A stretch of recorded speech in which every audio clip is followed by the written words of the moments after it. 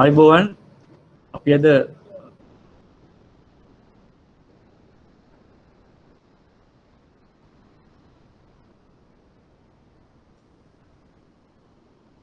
මුල්ලේ ගණදෙනුකරුවන් කළමනාකරණයේ වේතන කළමනාකරණ පාඩමේ ඉතුරු ටික සාකච්ඡා කරලා ඉදිරියට යමු. මම දැන් මෙතෙක් උගලන්ට කතා කරපු දේවල්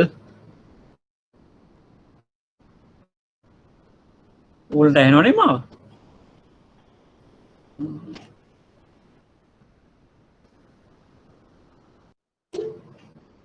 මෙතෙක් කතා කරපු දේවල් සම්බන්ධයෙන් right okay. අවබෝධයක් ඇති. වේතන කළමනාකරණය එදා මම සාකච්ඡා කරා. මේක තමයි ආයතනයේ වැදගත්ම මානව සම්පත් එක ක්‍රියාකාරකමක් වෙන්නේ. හේතුව මේක විශේෂයෙන්ම පිරිවැය පාලනයට උදව් වෙන ආකාරයක් වෙනවා. වේතන කළමනාකරණය හරියට කරොත් එහෙම සේවකයා අභිප්‍රේරණය වෙලා මේ වේතන අතෘප්තිය නැති වෙනවා. මේ වේතන අතෘප්තිය නිසා ඇති වෙන දේවල් ගැන මේ සාකච්ඡා කරා. ඒතර මේ දේවල් නැති වෙලා සේවකයන් අභිප්‍රේරණය වෙලා right ඉහළ කාර්යඵල ඉහළ performance පෙන්වනවා.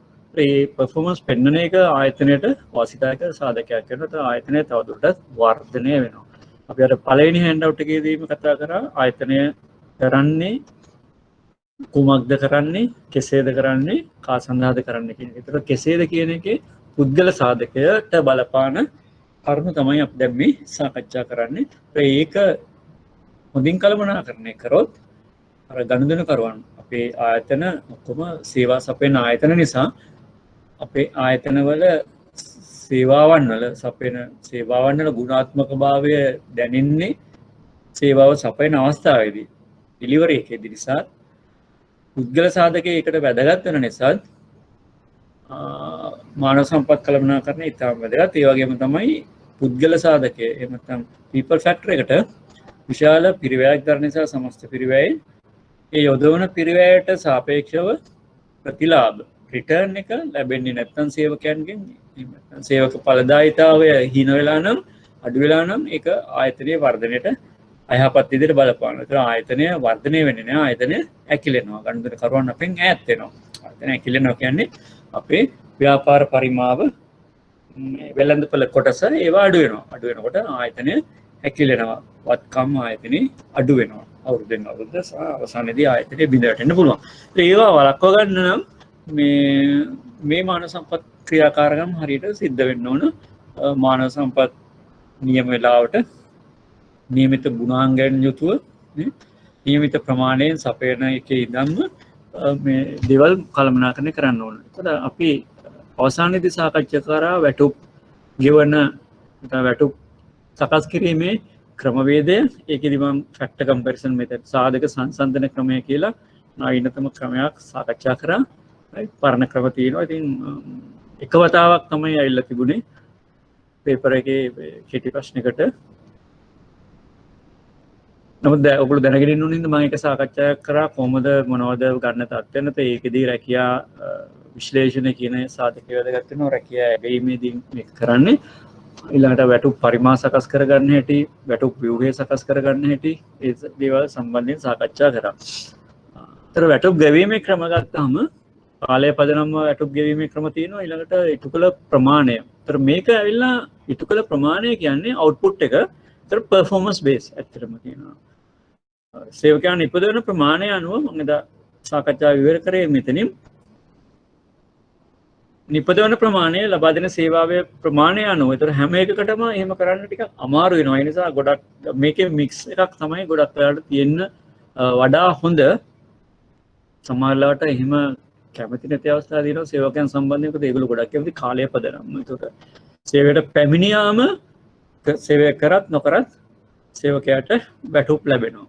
හරි. ඉතින් වෙනත් ක්‍රියාකාරකම් වලින් තමයි සේවකයාගේ සේවය ලබා ගන්න එක. ඒ කියන්නේ විනය පරිපාලනය වෙන්න පුළුවන්, කාර්යඵල ඇගීම වෙන්න පුළුවන්. ඒ වගේ වෙනත් කාර්යයන් කරලා තමයි කළමනාකරුවන්ට සිද්ධ වෙන්නේ සේවකයන්ගෙන් අදාළ රාජකාරී ඉටු කරගන්න.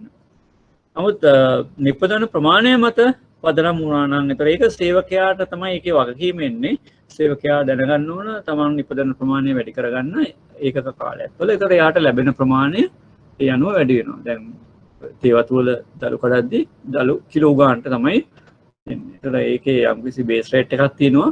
එතනින් එහාට ඒක පර්ෆෝමන්ස් බේස් දෙන්න කියලා තමයි ඔය පෞද්ගලික දර්ශනික යෝජනා වුණේ. ඉතින් ඒක ඒ මට්ටමටම සාර්ථක වුණේ නැහැ. ඒගොල්ලෝ කැමති දෛනික වැටුප යම්කිසි නිශ්චිත ගාණක් ගන්න. එතකොට එතනදී හැබැයි අවමය තමයි තීරණය කරලා තියෙන්නේ. අවම මෙච්චර ප්‍රමාණයක් දළු කැඩෙන්න ඕන කියලා. ඒක උපරිම ප්‍රමාණයක් ගැන සඳහන් වෙන්නේ නැහැ. එහෙම ගැටලුවක් එතන තියෙනවා. ආයතනයට ඒක අවශ්‍යදායකයි. කාලය පදනම්ම මට්ටමක් දක්වා අභිප්‍රේරණය කරනවා. එතෙක් සේවකයාගේ කාර්යඵල ඉහළීමට අවශ්‍ය පෞද්ගලික කාර්යඵල මත පදනම් වූ ප්‍රතිලාභ ලබා දෙන්න ඕන. ඇත්තටම එතනදී ගැටලුවක් තියෙනවා ආයතනයට සේවකයාගේ කාර්යඵල ලබා ගන්න එක. එතකොට අපි සේවකයෙක් සේවය යොදවලා අපිට යාගේ පර්ෆෝමන්ස් නේ ඕන වෙන්නේ නේ. ඒ පර්ෆෝමන්ස් ගන්න එක කළමනාකරුට වෙනත් ක්‍රියාමාර්ග වලින් මම ඉස්සර කිව්වා වගේ වෙනත් මානව සම්පත් කළමනාකාර ක්‍රියාමාර්ග වලින් තමයි ගන්න වෙන්නේ. ඒතර ඒකට සේවකයාගේ වගකීම 100%ක්ම නැහැ. සේවකයාට ඕන නම් සේවය නොකර නිකන් ගත කරන්න පුළුවන්. නමුත් කාලය පදනම් වෙලා තියෙන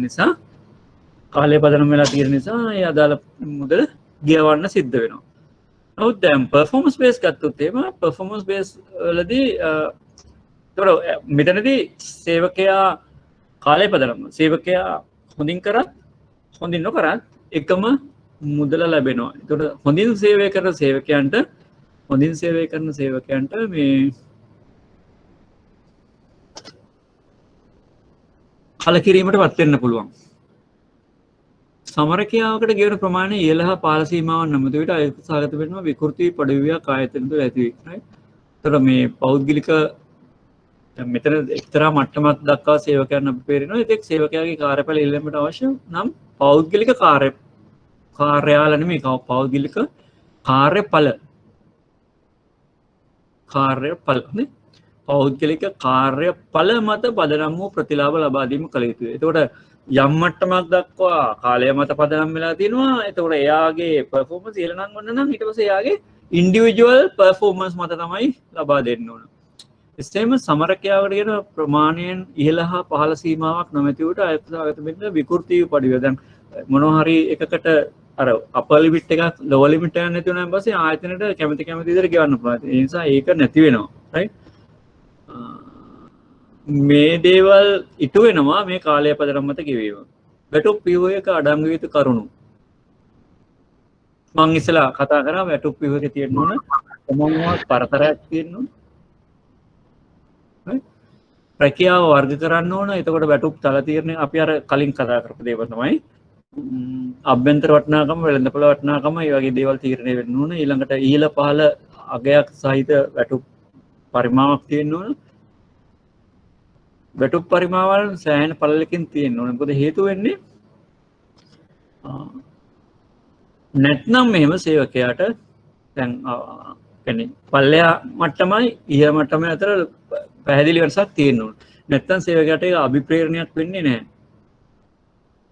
වැටුප් පරිමාණ දෙකක් අතර මධ්‍ය ලක්ෂ්‍ය ප්‍රමාණවත් පරතර පැතිර. ඒතර වැටුප් තල දෙකක් ගත්තාම ඒ දෙකේ මධ්‍ය ලක්ෂ්‍ය අතර ප්‍රමාණවත් පරතරයක් තිබුණොත් තමයි ඉහළ ශ්‍රේණියක. දැන් ඉහළ වැටුපක් ලැබෙන්නේ ඉහළ ශ්‍රේණියකට නම් ඉහළ ශ්‍රේණියකට යෑම සේවකයාට අභිප්‍රේරණයක් වෙන්නේ. ඒ දෙක අතර සබ්ස්ටැන්ෂල් ඩිෆරන්ස් එක ප්‍රමාණවත් වෙනසක් වැටුප් දෙකේ ප්‍රොමෝෂන් එකක් හම්බුනම ලැබුණොත් විතරයි. ඒවා තමයි බේසික් ප්‍රින්සිපල්ස් මේ වැටුප් පියුවක් සකස් කරන්න මම ඒ ටික සාකච්ඡා කරා. වේතන සමහර වේතන රහස්‍යයි සමහර වේතන විවෘතයි. එතකොට රහස්‍ය වේතන ඉහළ මට්ටමේ කළමනාකරුවන්ට ගොඩක් වෙලාට යෝජනා කරලා තිනවා ආයතන වල ගෙවනවා. පහළ මට්ටමේ සේවකයන්ට විවෘත වේතන. ඒවා සියලු දෙනාට විවෘත බැවින් ලැබෙන වේතනයේ සාධාරණ පිළිවෙත සංසන්දනය කරන්න පුළුවන්. මොකද එකම මට්ටමේ සේවකයන්ට කොච්චර ලැබෙනවද කියන එක දැන් ඔයගොල්ලන්ගේ ආයතන වල බලන්න සමහර වේතන පිළිබඳව විවෘත භාවයක් නැහැ. ඒතර එතනදී සේවකයන්ට යම්කිසි ගැටලු ඇති වෙන්න පුළුවන්. ඊට වේතන වලට වෙනත් ගෙවීම් එකතු වෙන්න ඕන. එහෙම තමයි. දැන් මෙතනදී අපි අර ඉස්සලා කියපු රැකියා ඇගීමෙන් job evaluation එකෙන් කරන්නේ මූලික වැටුප් ව්‍යුහය සකස් කරන එක. මූලික වැටුප් ව්‍යුහය සකස් කරන එක. ඊට අමතරව මේ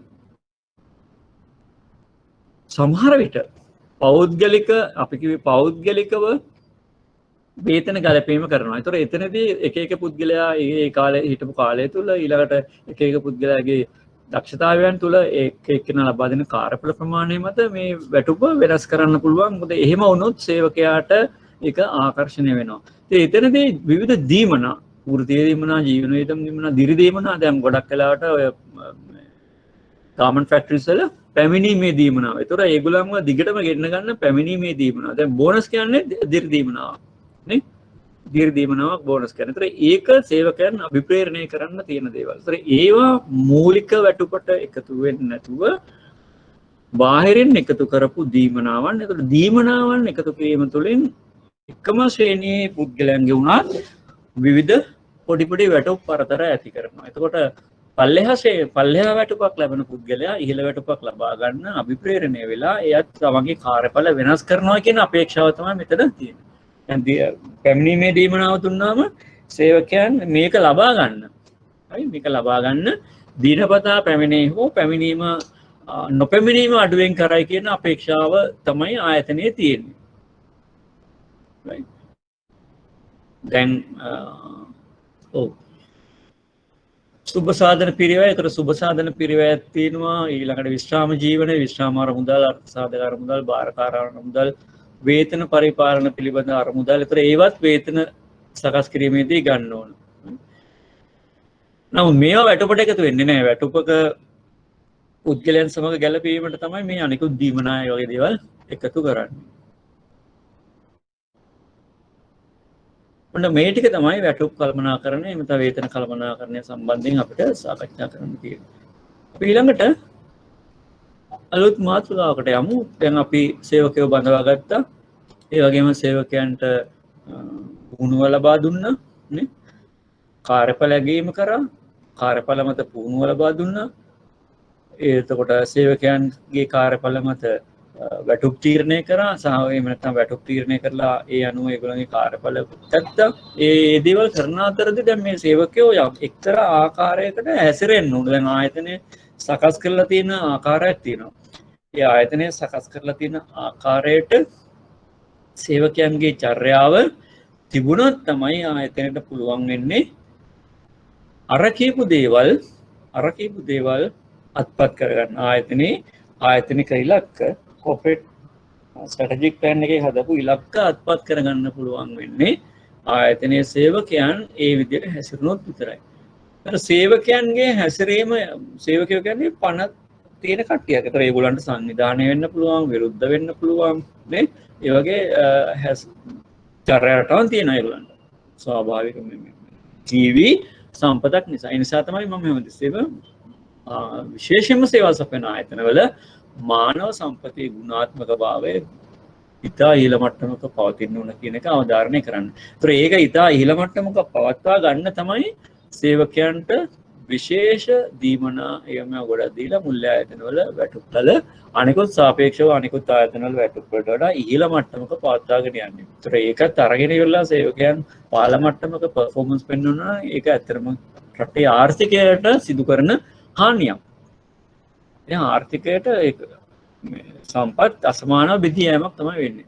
ඒක එහෙම වෙන්න නම් ආයතන අපේක්ෂා කරන ප්‍රතිඵල ගන්න නම් සේවකයන්ගේ චර්යාව ආයතනයේ බලාපොරොත්තු වන ආකාරයට සිද්ධ වෙන්න ඕන.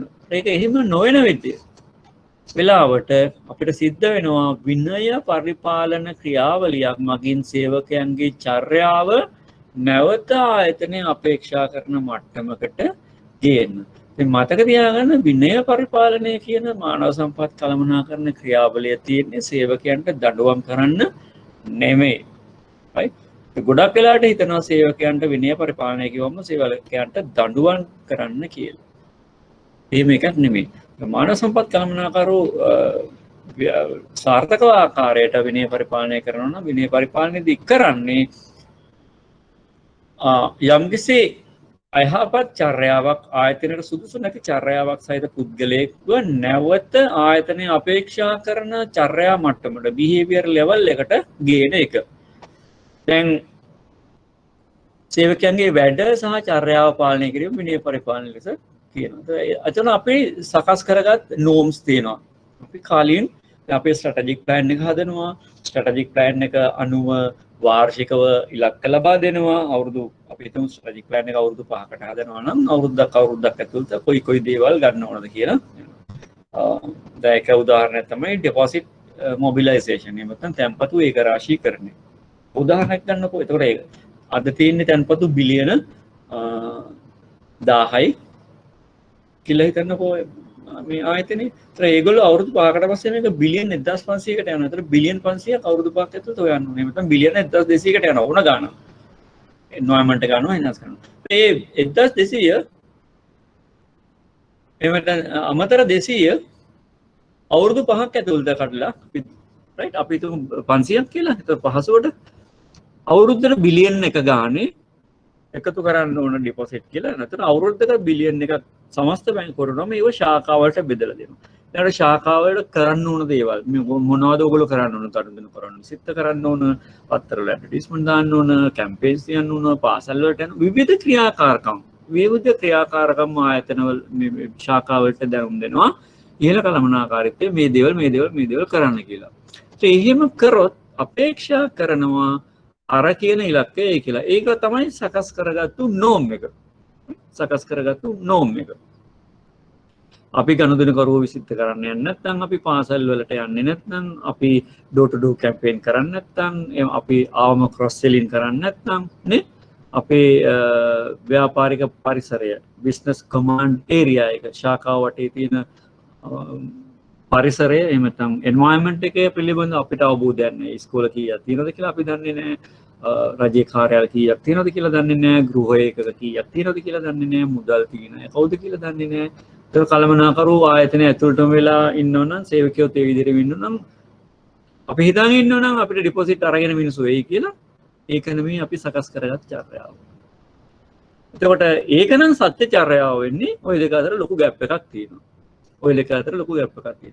ඒතර විනය පරිපාලනයේදී කරන්නේ සකස් කරගත් චර්යාවට, අපි අපේක්ෂා කරන චර්යාවට සේවකයන්ව පත් කර ගැනීම සඳහා කරන ක්‍රියාමාර්ගය. හරි. ඔයගලන්ට උදාහරණ වලින් පැහැදිලි වෙන්න.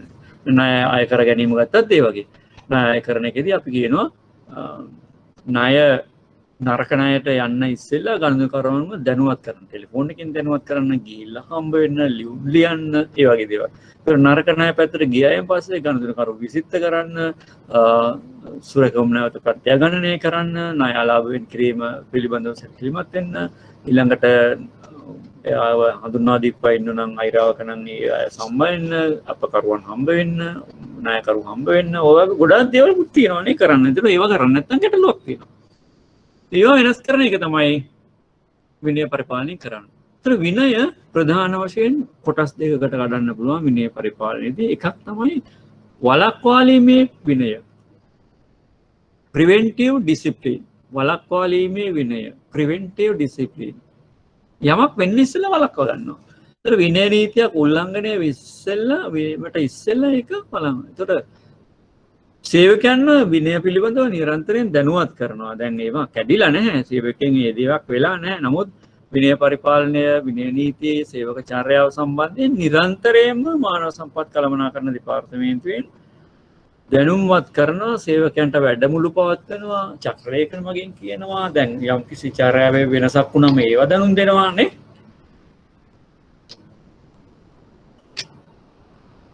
ඒ වගේ ඉවැලුවේෂන් එකක් කරනවා. එහෙම ඒ වගේ දැනුම් දෙන. ඒතර ඒකෙන් සේවකයා තුළ ස්වයං විනයක්, self discipline ඇති වෙලා මේ කියන ආකාරයට කටයුතු කරයි කියන අපේක්ෂාව තියෙනවා.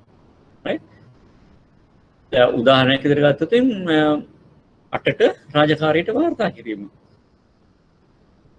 right? 8ට රාජකාරියට වාර්තා කරන එක අභිප්‍රේරණය කරන්න මේකට විනය පරිපාලන ක්‍රියාවලියේම කොටසක්. නමුත් විනය පරීක්ෂණ තිබෙන එකක් නෙමෙයි. අපි සකස් කරගන්නවා නෝම් එක.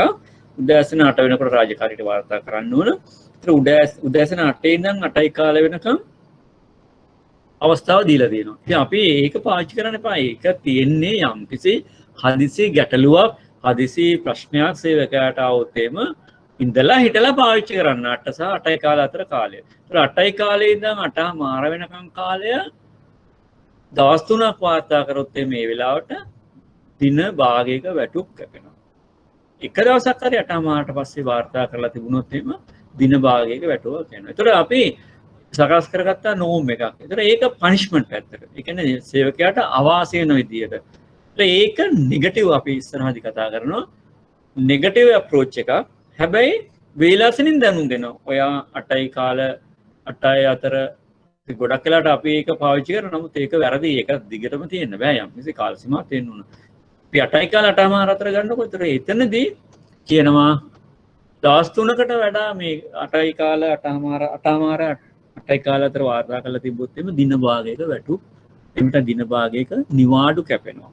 8:00ට පස්සේ වාර්තා කරලා තිබ්බොත් අනිවාර්යයෙන්ම දින භාගයක නිවාඩු කැපෙනවා කියලා. අපි මොනවද කරන්නේ? 8:00ට විතර ඇවිල්ලා 8 කියලා දාලා අස්සම් කරනවා. උඩ එක්කන අස්සම් කරලා තිබුණ නැත්නම් මේ නියම වෙලාවනේ. ඉතින් ඒක ස්වයං විනයක් නෙමෙයි ස්වයං වංචාවක්.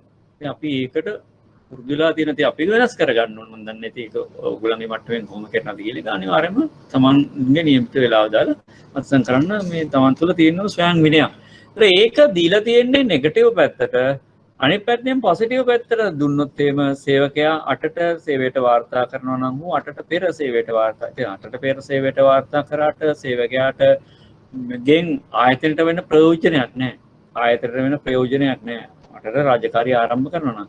8ට සේවයට වාර්තා කරන සේවකයන්ට ඉන්සෙන්ටිව් එකක් දෙන්න පුළුවන්. දිරිදීමනාවක්. ඒක පොසිටිව් එකක්. ඒක පොසිටිව් නේ.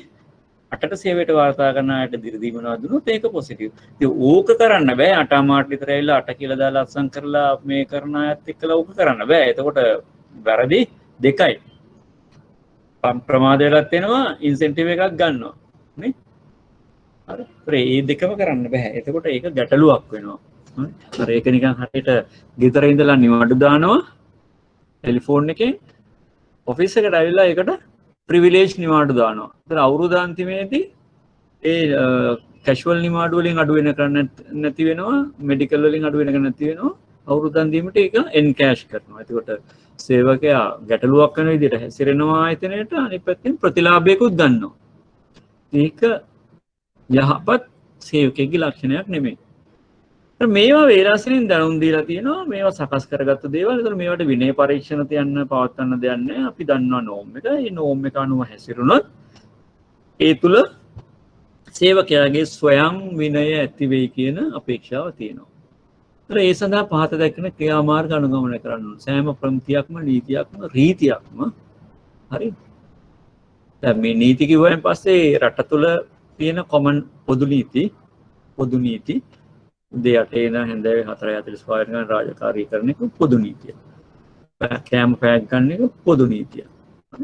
පොදු නීති. ඒවා රීති නෙමෙයි. රීති කියන්නේ අභ්‍යන්තරව තම සේවකයන්ගේ චර්යාවන් පාලනය කරගන්න රෙගියුලේෂන්ස් ආයතනයක් විසින් සකස් කරගත්තු දේවල්. ඒකට ස්ටෑන්ඩඩ්ස් තියෙනවා. So රීතියක් උල්ලංඝනය වුණාම විනය දඬුවමක් තියෙන්න පුළුවන්. නමුත් ස්ටෑන්ඩඩ් එකක් ප්‍රමිතියක් උල්ලංඝනය වුණාම සමහරට විනය දඬුවමක් නැහැ සමහර විට.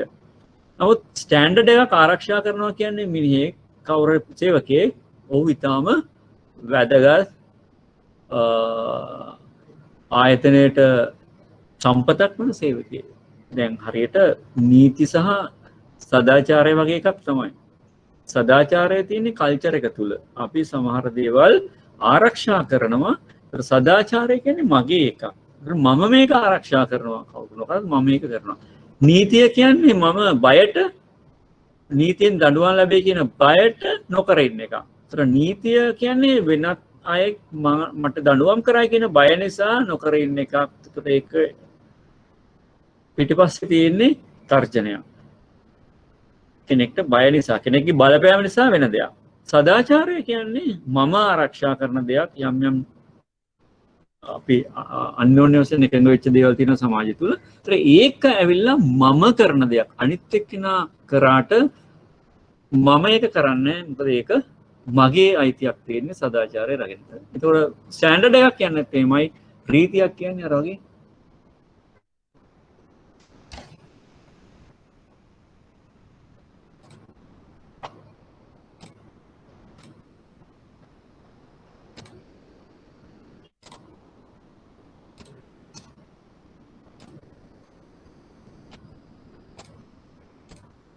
කියන්න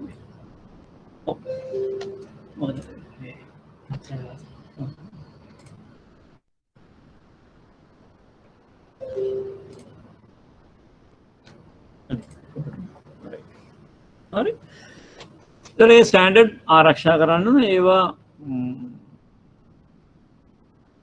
අර නීතිගරුක පුද්ගල යුක්තිකරුක පුද්ගලයන්ගේ කටයුතු ඔවුන් තුළ නීති රීති සහ ප්‍රමිති පිළිබඳ මනා අවබෝධයක් ඇති කළ යුතුය ස්ටෑන්ඩඩ්ස් ආරක්ෂා කරන සෑම නීතියක්ම මේ ඔය ඒවයි තියෙන අරමුණ පැහැදිලි කරන්න ඕන නීති රීති සහ ප්‍රමිති ඇති කිරීමෙන් බලාපොරොත්තු වන්නේ කුමක්ද විනයේ ඇති වැදගත්කම ඒව පිළිබඳ අවබෝධයක් දෙන්න ඕන නීති රීති ඇති කිරීමේදී සේවක සහභාගීත්වය ගන්න ඕන ඒක තමයි වැදගත්ම දේ එම්ප්ලොයී පාර්ටිසිපේෂන් යූනියන් පාර්ටිසිපේෂන් ගන්න ඕන එහෙම වුණාම සේවකයන්ට ඒකේ අයිතියක් යනවා. මොකද ඒගොල්ලෝ විසින් සකස් කරපු දේවල් ඒගොල්ලෝ උල්ලංඝනය කරන්නේ නැහැ. අනිත් එක තමයි නිෂේධනාත්මක මාර ඉස්සල කිව්වේ දඬුවම් කරන එකට වඩා පොසිටිව් දෙයක්. දැන් මෙතන උදාහරණයක් දීලා තියෙන්නේ නොසලකිලිමත් වන්න එපා අර නැත්නම් තර්ජනයක් ඇඟිල්ල දික් කරලා කියන එකක් එපා. ඊට වඩා ගොඩක් වෙලාවට තියෙනවා ආරක්ෂාව සම්බන්ධයෙන් සේෆ්ටි ෆස්ට් පළමු ආරක්ෂාව දැන් ඔයගොල්ලෝ දැකලා ඇති වැඩබිම් වල හැමතිස්සෙම තියෙන්නේ සේෆ්ටි ෆස්ට් මේ දැන් ඔය කොහේ හරි තැනක පහත් වෙලා යන්න තියෙනවනම් බලාගෙන කියලා පණිවිඩය දාන්න නැතුව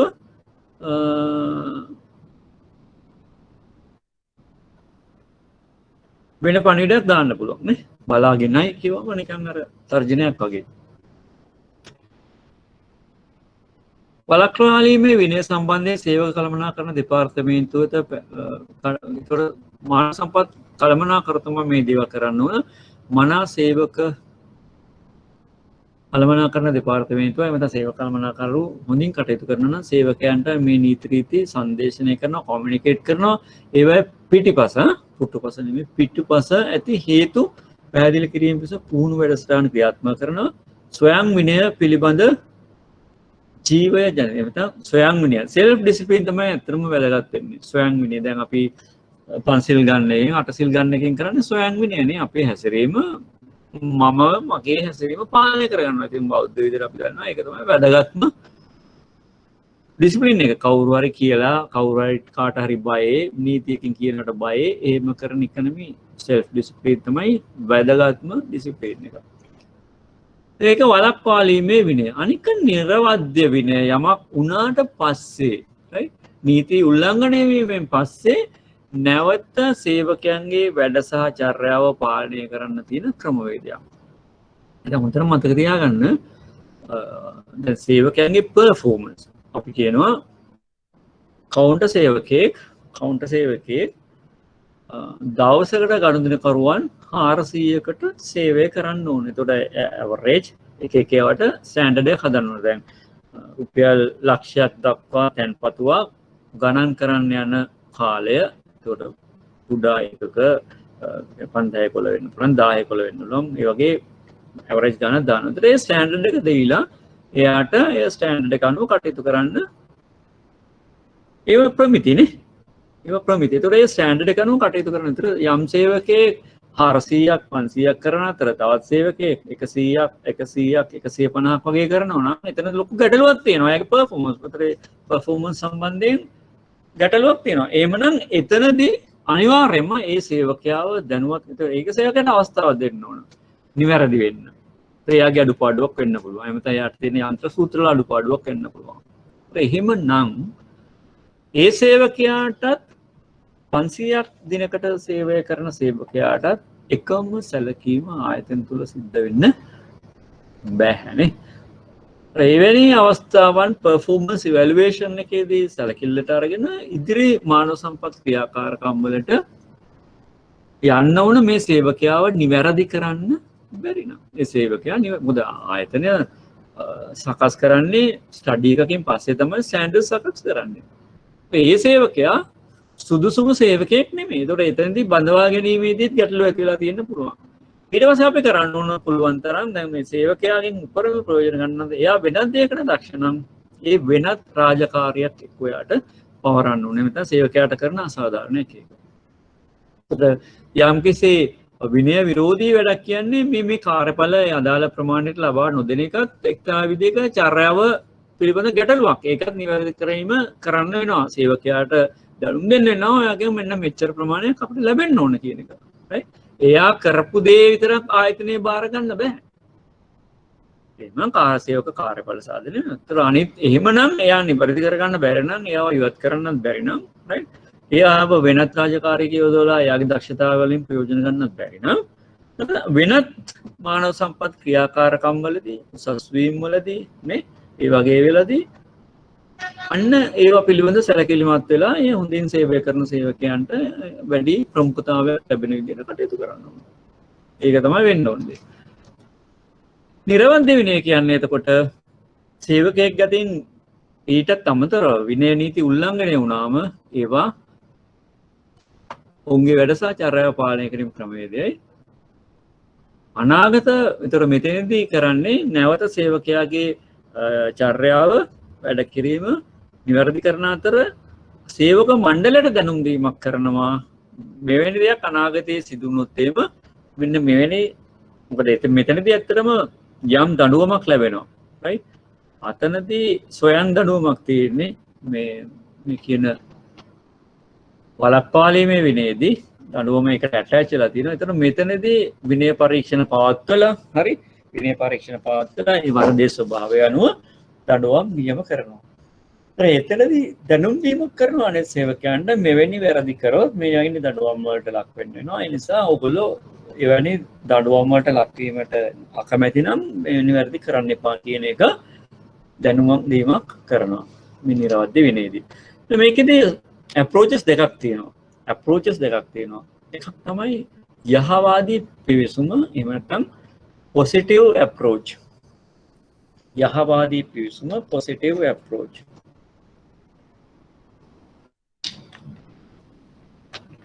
මේක කරන්න පුළුවන් වෙන්නේ ඉහළ මට්ටමක ගුණාත්මක භාවයක් තියෙන සේවකයන් ඉන්න ආයතනවල විතරයි.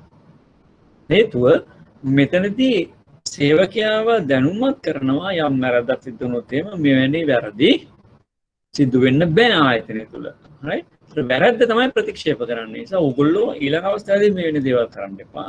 තමන්ගේ ස්ටෑන්ඩඩ්ස්, තමන්ගේ behaviors ඒ විදිහට පාලනය කරගන්න කියලා. ඒතකොට මෙතනදී ඇත්තටම self discipline හොඳට තියෙන සේවකයොත් එක්කලා මේ positive approach එක කරන්න පුළුවන්. මෙතනදී සේවකයාව ප්‍රතික්ෂේප කරන්නේ නැහැ. සේවකයාන මේ වරද තමයි ප්‍රතික්ෂේප කරන්නේ. සේවකයාව දැනුම්මත් කරනවා මෙවැනි වැරදි ඉදිරියට සිදුවීම නොවිය යුතුයි කියලා. නොවේ යුතුයි කියලා. ඒක දඬුවමක් දෙන්නේ නැහැ සේවකයාට. අයහවාදී විසුම negative approach. negative approach කියන්නේ සේවකයාව ප්‍රතික්ෂේප කරනවා. දැන් මෙතනදී කරන්නේ සේවකයාට යම් දඬුවමක් ලබා දෙනවා සේවකයාට පරිගැනීම. ඒකෝර මෙතනදී ඇති වෙන්නේ සේවකයා තුලත් ආයතනය තුලත් යම්කිසි අයහපත් මානසික ගුණාංග පරිගැනීම, හිංසා කිරීම, මේ වගේ දේවල්. මෙතනදී යම් දඬුවමක් නියම කරනවා, දඬුවම් මාරුවක්, ඈත පළාතකට මාරුවක්, ඔය වගේ ගොඩක් දේවල් සිද්ධ කරනවා. ඉතින් මෙතනදී සේවකයා තුලත් ඇති වෙන්නේ ආයතනයත් එක්කලා යම් කිසි මට්ටමක තරහවක්. ඒක නෙගටිව් අප්‍රෝච් එකේ දෙනවා. ඉතින් එතනදී සේවකයන්ගේ හැසිරීම අර අපි කියපු ස්ටෑන්ඩඩ් මට්ටමට නැත්නම් ස්වයං විනය නැති මට්ටමක් නැත්නම් ඉතින් මේක තමයි පාවිච්චි කරන්න සිද්ධ වෙන්නේ සේවකයන්ව පාලනය කරගන්න. සේවකයන් පාලනය කරගන්න. මේක ටිකක් අමාරුයි, අමාරුණත් කරන්න සිද්ධ වෙනවා. Negative approach, positive approach. ඊළඟට විනය පරිපාලනයේදී තියෙනවා රත් වූ උදුන් රීතිය කියලා හඳුන්වලා දීලා hot stove rule.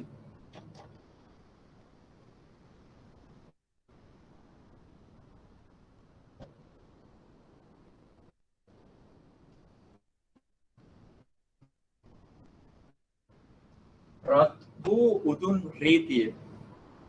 නීති නෙමෙයි මේවා රීතිය. hot stove rule. ඒ කියන්නේ රත් වෙච්ච උදුනක් උපමාවට අරගෙන තමයි මේක විස්තර කරන්නේ. ඉතින් මෙතනදී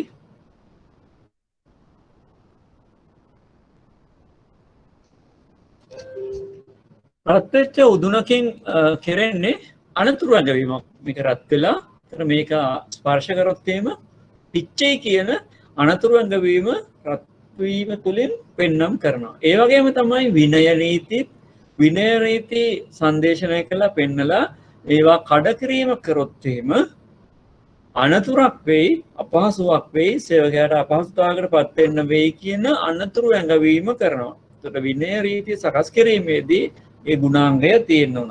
දැන් සේවකයාට මේක පිළිබඳ ප්‍රමාණවත් දැනීමක් වෙන්නේ නැත්නම් right ප්‍රමාණවත් දැනීමක් වෙන්නේ නැත්නම් සේවකයෝ ඒක ගණන් ගන්න. එhmenan සේවකයාට මේ විනය රීතිය කැඩුනාම substantial loss එකක් වෙන විදියට ප්‍රමාණවත් පාඩුවක් අවහිරයක් බාධාවක් වෙන විදියට දඬුවම පැමිණෙන්න ඕන. ඒ අනතුරු ඇඟවීම වෙලසින් කළා තියෙනවා. අනිත් එක තමයි රත් උදුන අල්ලපු ගමම පිච්චෙනවා. ඒකට ආයේ කාලයක් ගත වෙන්න ඕනේ නැහැ. අල්ලපුවම පිච්චෙනවා. එතකොට විනය රීති විනය පරිපාලනයේදී විනය මේ නීති ක්‍රියාත්මක කිරීම ඒ වැරද්ද සිදු වූ වහාම වෙන්න ඕන. ඒවා කල් ගිහිල්ලා කරාම වෙන්නේ බෙවද දේවල් එකතු වෙලා අන්තිමට වෙන්නේ වෙන දෙයක්. දැන් ඔය කුඩා දරුවන්ට දෙමව්පියෝ ශාරීරික හිංසා කරනවා, කෝටුවකින් ගහනවා නේ.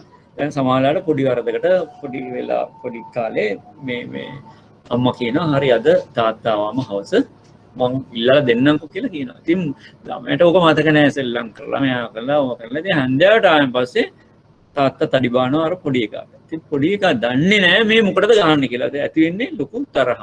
එයාට කිසි අවබෝධයක් නැහැ. මේකට රිලේටඩ් නැහැ. අන්න ඒ වගේ නොකර ඒ දඬුවම දෙන්න ඕන වැරද්ද වෙච්ච වෙලාවේදී මම හිතන රත්තු උදුන අල්ලපු ගමම පිච්චෙනවා. ආයේ ඒකේ පස්සේ පිච්චීමක් වෙන්නේ නැහැ. ඒක එක ලක්ෂණයක් විනය නීති ක්‍රියාත්මක කිරීමේදී.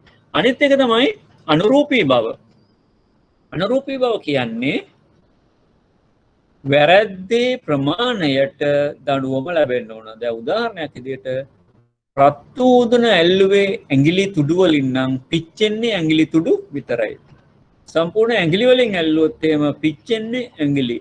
අල්ල භාවිතා කළා සම්පූර්ණ අල්ල භාවිතා කළා ඇල්ලුවොත් එහෙම සමස්ත අල්ලම පිච්චෙනවා. ඊට තිහෙලින් බදාගත්තොත් එහෙම පත්පුව අත් ඒ සියල්ල පිච්චෙනවා. ඒතර පිච්චෙන්නේ අල්ලපු ප්‍රමාණයට. ඒ වගේම තමයි දඬුවම දෙන්නේ වැරද්දේ ප්‍රමාණයට. වැරද්දේ ප්‍රමාණය ඉක්මවා යන දඬුවම් දීම විනය පරිපාලනයේදී නොකළ යුතුයි. නීතියේ පොදු නීතියේ තියෙන එකම තමයි. පොදු නීතියේ තියෙන්නේ වැරද්දට නිශ්චිත දඬුවමක් තියෙනවා. වැරද්දට නිශ්චිත දඬුවමක් තියෙනවා. එතකොට ඒ වැරද්ද ඊට පස්සේ ස්වභාවය කියන්නේ මේ පුද්ගලයා ඉස්සෙල්ලාම මේක කරලා තියෙනවද, මේ පුද්ගලයා මේක කරන්න පසුබිමිච්ච හේතු මොනවාද නේ, එවැනි දේවල් පස්සේ තීරණය කරලා අරගේ බරපතලකම අඩු වුණාට නිශ්චිත වැරද්දකට නිශ්චිත දඬුවමක් තියෙන්න ඕන.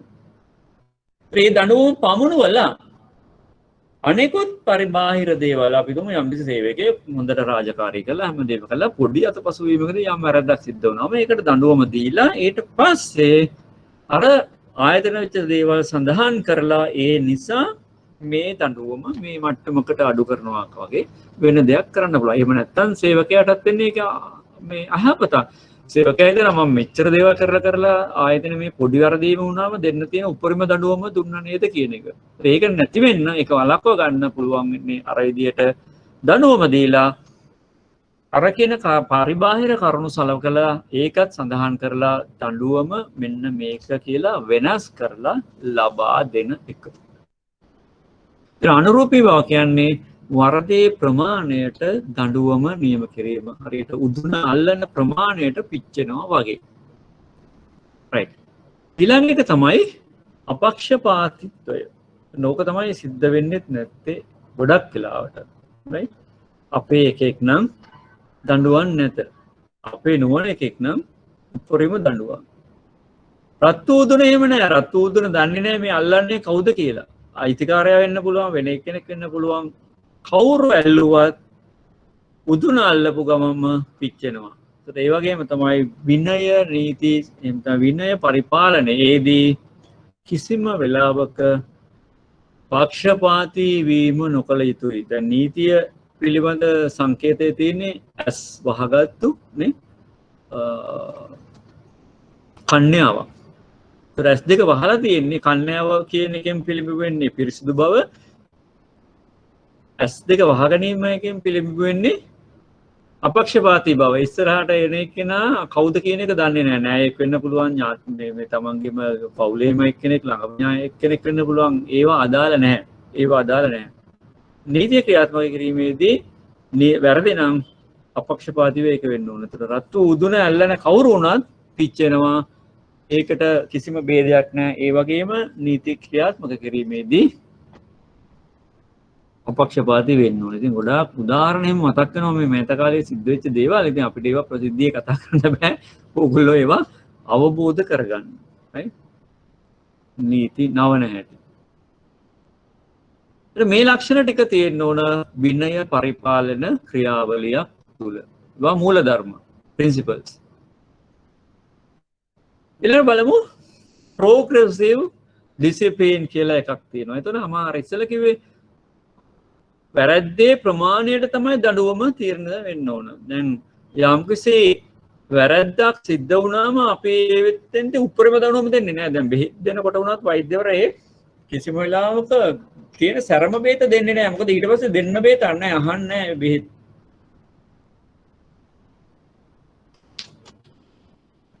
ඒක නිසා ක්‍රමයෙන් බරපතලකම වැඩි වෙන ආකාරයට තමයි දඬුවම දෙන්නේ. දැන් පොඩි වරදක් උදාහරණයක් ප්‍රමාද වී සේවයට වාර්තා කිරීම. ඒක වරදක්. අනිවාර්යයෙන්ම වරදක්.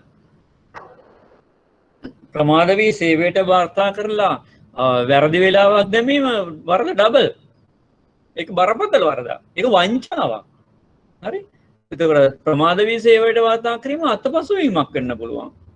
අරක දැන කරන වංචාවක්. ඒක බරපතල වරදක්. ඒතකොට මේ වගේ එකකට උපරිම දඬුවම දෙන්න ඕන මේ මගේ තීරණය හැටියට. ආයතන කොහොම වෙනවද කියන එක දන්නේ නැහැ මම.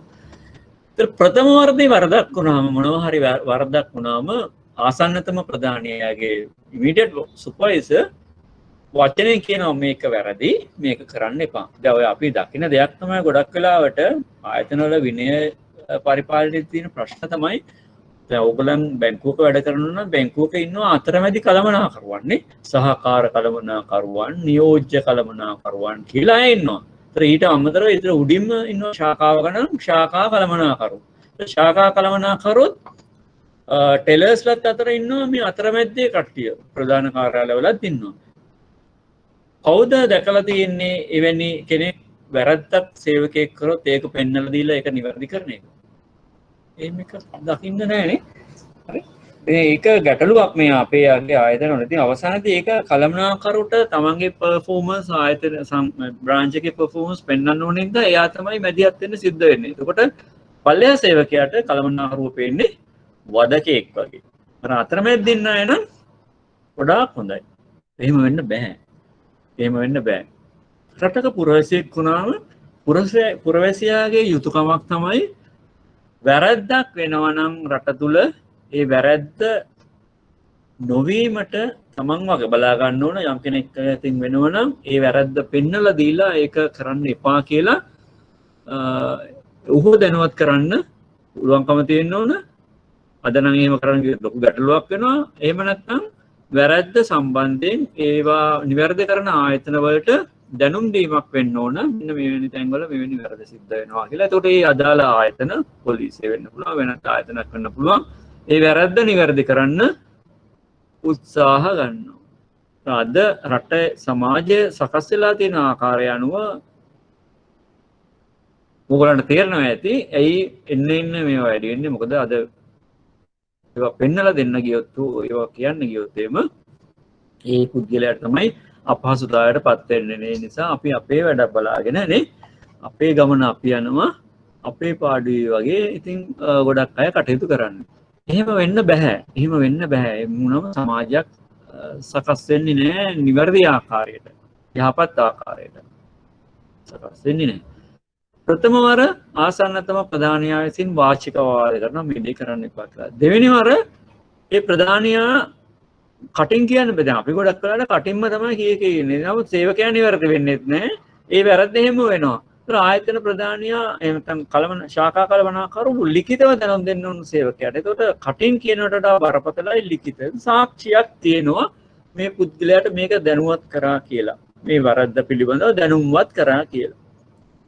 දෙවන දින 3කට උපරිමයට යටත්ව පඩරහිතව తాවකාලිකව වැඩ නතර කිරීම. දැන් යන්න ටිකක් බරපතලයි. ඒ එකම වැරද්ද කරනවා නම්. right? මේ එකම වැරද්ද. ඒතර එකම වැරද්දට නැවත නැවත සිදුවන එකම වැරදි සඳහා බරපතලකම වැඩි වෙන විදිහට තමයි දඩුවම දෙන්නේ. සිව්වන හතරවෙනි පාරත් ඒ දෙයම කරොත් ඒකට තව ටිකක් බරපතල කරනවා. සති දෙක උපරිමයට යටත්ව පඩිරහිත తాවකාලිකව වැඩ නතර කිරීම. පස්වන වතාවටත් ඒ දේ කරොත් වේතන වර්ධක නතර කිරීම. හයවන එක සේවයෙන් පහත ශ්‍රේණියෙන් පන්තියෙන් පල්ලෙහාට දාන්න පුළුවන්. ඒක දඩුවමක්. හත්වෙනි එක රැකියාවෙන් පහ කිරීම. මෙන්න මේ වරද යටතේ තමයි සිද්ධ වෙන්නේ. Insubordination.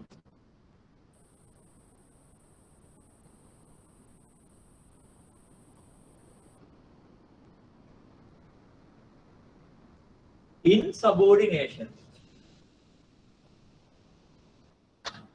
සරලව අකීකර වීම කියලා ගන්න පුළුවන්. Insubordination. දැන් subordinate කියන්නේ තමයි යටතේ වැඩ කරන සේවකයානේ.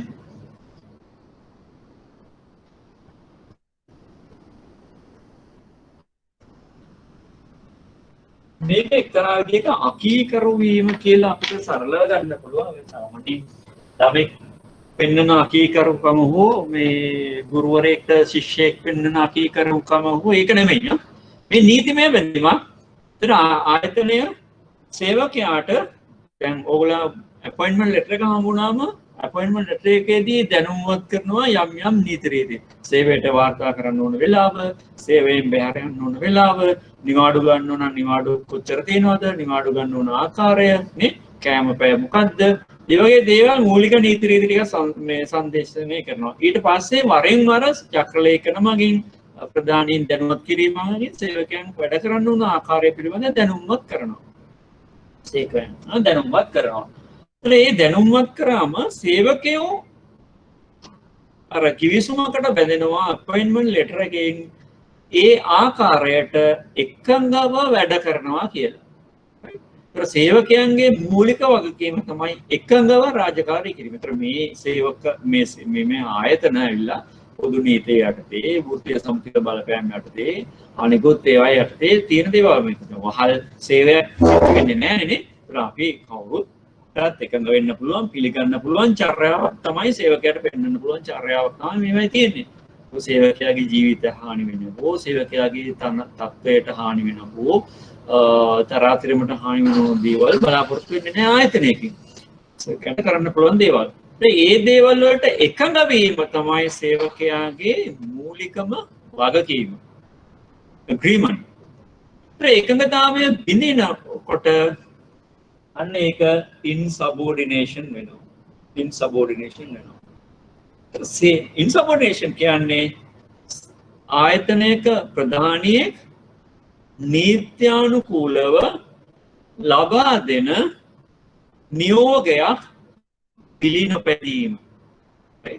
සේවකයෙක් විසින් ඉටු කළ යුතු නීත්‍යානුකූල නියෝගයක් පිළිනොපැදීම තමයි insubordination කියන්නේ. දැන් සේවකයාට කියනවා උදේ 8ට සේවයට වාර්තා කරන්න. එයාට කටින් කියනවා. අහන්නේ ලියුමකින් දෙනවා. නැවත නැවත එයා වරද කරනවා නම් අන්න මේ insubordination කියන වරදට සේවකයා අහු වෙනවා.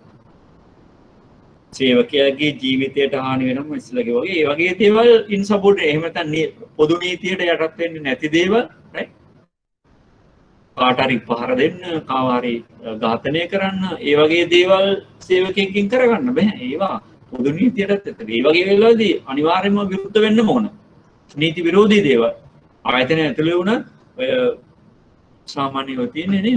ඒවා ගොඩක් වෙලාවට මේ යට වෙනවා. මේ භාණ්ඩ මිලදී ගැනීම ඔය ගොඩක් දේවල් තියෙන්නේ නේ. ඒ ප්‍රසම්පාදනයේදී ඔය දේවල් වලදී අපිට ආයතනට අවශ්‍යයක් වන දේවල් ආයතනයේ චක්‍රලේඛනවලින් පෙන්වලා තියෙන දේවල් වලට එරෙහිව පටහැනිව කටයුතු කරන එක නෙමෙයි ඉන්සබෝඩිනේෂන් කියන්නේ. ප්‍රධානයෙක් විසින් දෙන නීත්‍යානුකූල නියෝගයක් පිළිනොවැදීම තමයි ඉන්සබෝඩිනේෂන් කියන්නේ. රාජනීතිකතා දැන් සේවකයාගේ තරාතිරමේ හරියට කරන්න පුළුවන් දෙයක් වෙන්න ඕන. නැතර පල්ලෙහා සේවකයෙක්ට කියනවා නම් ණය මුදලක් අනුමත කරන්න කියලා ඒක කරන්න බෑ. ඒකට මේ ණය මුදල අනුමත කිරීම හෝ නොකිරීම අනුමත කරන එක්කෙනාගේ තීරණයක්. එයා අනුමත නොකරනවා නම් ඒ සඳහා හේතු දක්වන්න එයාට පුළුවන්. ඒතර බලාත්කාරයෙන් කියන්න බෑ ණය මුදල අනුමත කරන්න කියලා. එහෙම වුණොත් එහෙම ඉන්සබෝඩිනේෂන් වෙන්නේ නැහැ. හරි. ඒතර ගොඩක් වෙලාවට මේ වරද හේතු වෙනවා සේවකයෙක්ව සේවයෙන් පහ කිරීම දක්වා.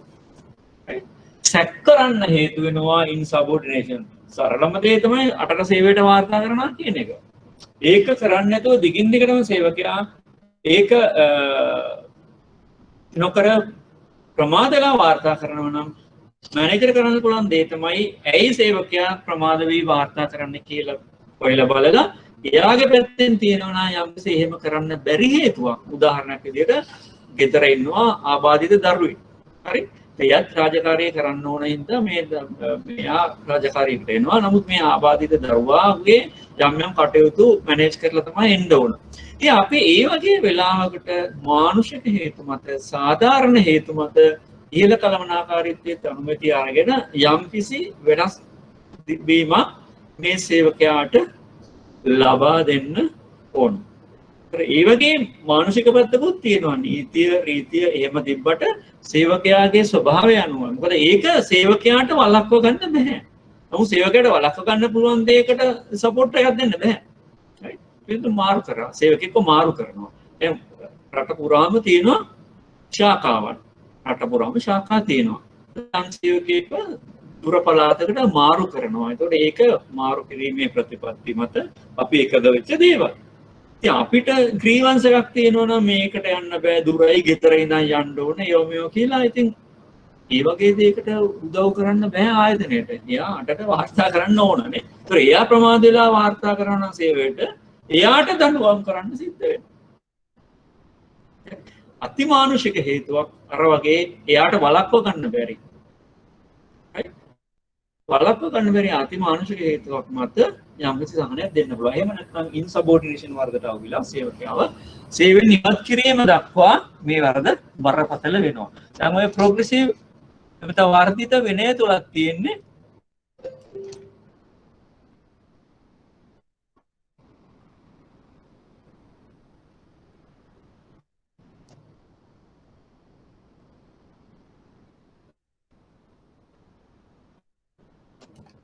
වර්ධිත විනය තුලක් තියෙන්නේ ඒකයි.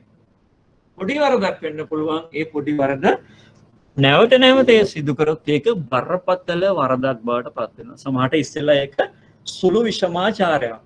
රයිට්? නැවත නැවත ඒ දේම කිරීම බරපතල විෂමාචාරයක්. ඉන්සබෝඩිනේෂන් වරදට අවිලා සේවකයාට සේවයෙන් ඉවත් වීමම වෙන්න පුළුවන්. විනය වැරදි සහ දඬුවම් මම අර ඉස්සෙල්ලා කිව්වා වගේ බරපතල විෂමාචාර තියෙනවා. ඒ වගේම බරපතල නොවන විෂමාචාර තියෙනවා. මොනවද බරපතල විෂමාචාරය? නැත්නම් ග්‍රේව් මිස්කන්ඩක්ට් කියන්නේ.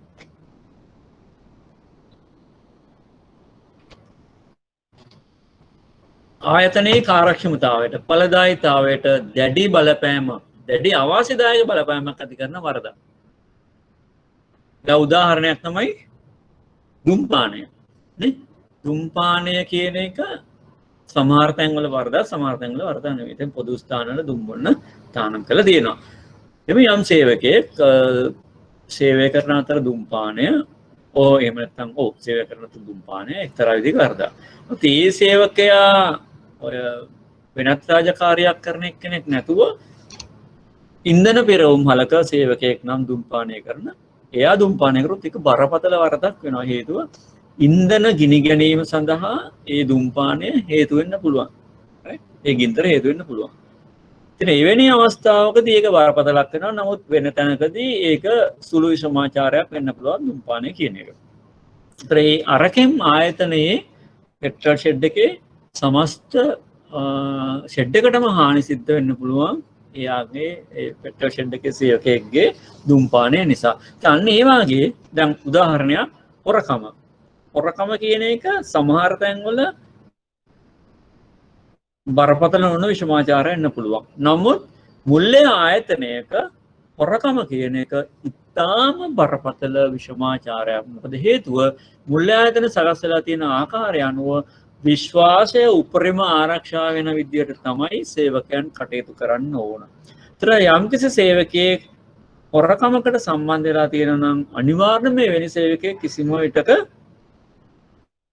වංචාවකට හොරකම හෝ වංචාවකට සම්බන්ධ වෙලා තියෙනවා ඕ කිසිම විටක මුල්ලේ ආයතනයක සේවයට සුදුසු නැහැ. ඒක බරපතල විෂමාචාරයක්. right? දැන් උදාහරණයක් අපි ගමු මේ නීති නිලධාරී. හරි නීති නිලධාරීන්ට තානම් කරලා තියෙනවා පෞද්ගලික බැංකුවේ නීති නිලධාරීන්ට පෞද්ගලික නීති කටයුතු වල දෙන්න කියන ඔප්පු ලියන්න ඒ වගේ දේවල් තානම් කරලා තියෙනවා. එහෙම අවස්ථාවක ඔහු ඒක කරනවා නම් ඒක ආයතනයට බරපතල විෂමාචාරයක් වෙන්න පුළුවන්. වෙන්න පුළුවන්. ඒ වෙන්නේ අවස්ථාවන් අපේ කළමනාකරන ජීවිතයේදී හම්බෙලා තිබ්බා. ඒ වගේ වංචා කරලා තිබිච්ච අවස්ථා. ඉතින් මේ වගේ දේවල් වලදී අනිවාර්යයෙන්ම උපරිම දඩුවම ක්‍රියාත්මක කරන්න ඕන.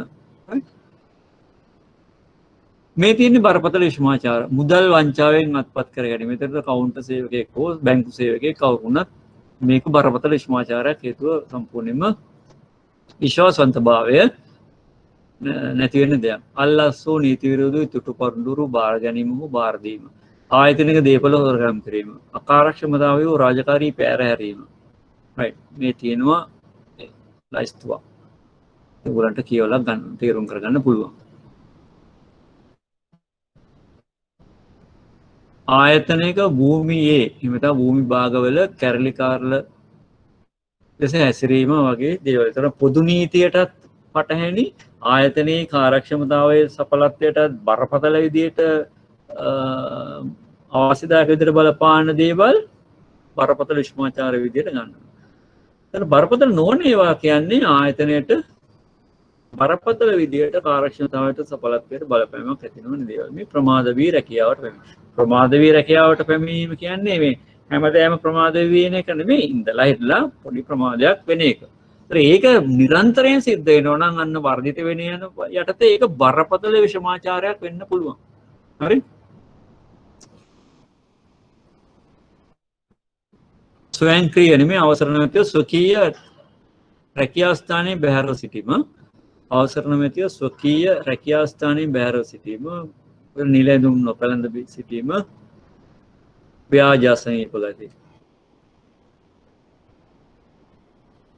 මෙතන තවත් එකක් තියෙනවා යම් වරදක් සඳහා තෙවරක් නෙමෙයි යම් වරදක් සඳහා ක්ෂණිකව දඬුවම් ලබා දිය යුතුය.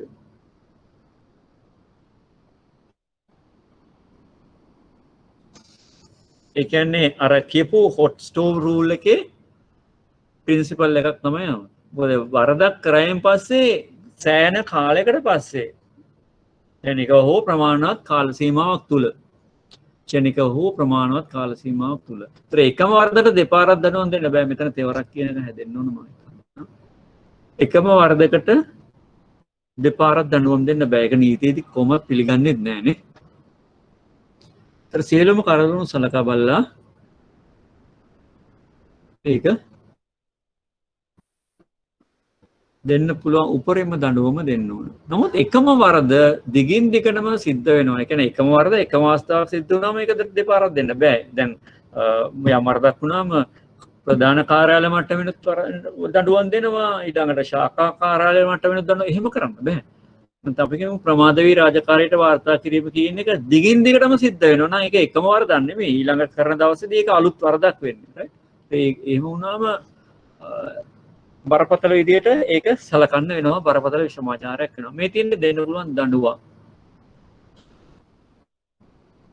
ඒතර අවසානයේදී වෙන්න පුළුවන් දේ තමයි සේවකයාව රැකියාවෙන් පහ කිරීම.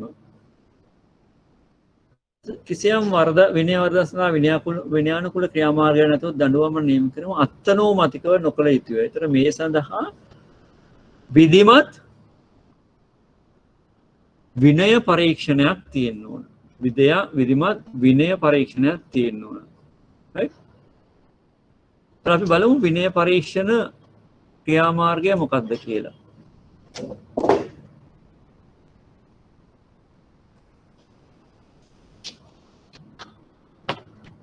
පළවෙනි එක තමයි වරද හඳුනා ගැනීම. මේ විනය පරීක්ෂණ ක්‍රියාමාර්ගය හරි ක්‍රියාවලිය.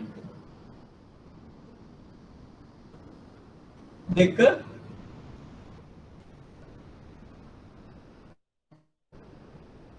චෝදනා පත්‍රය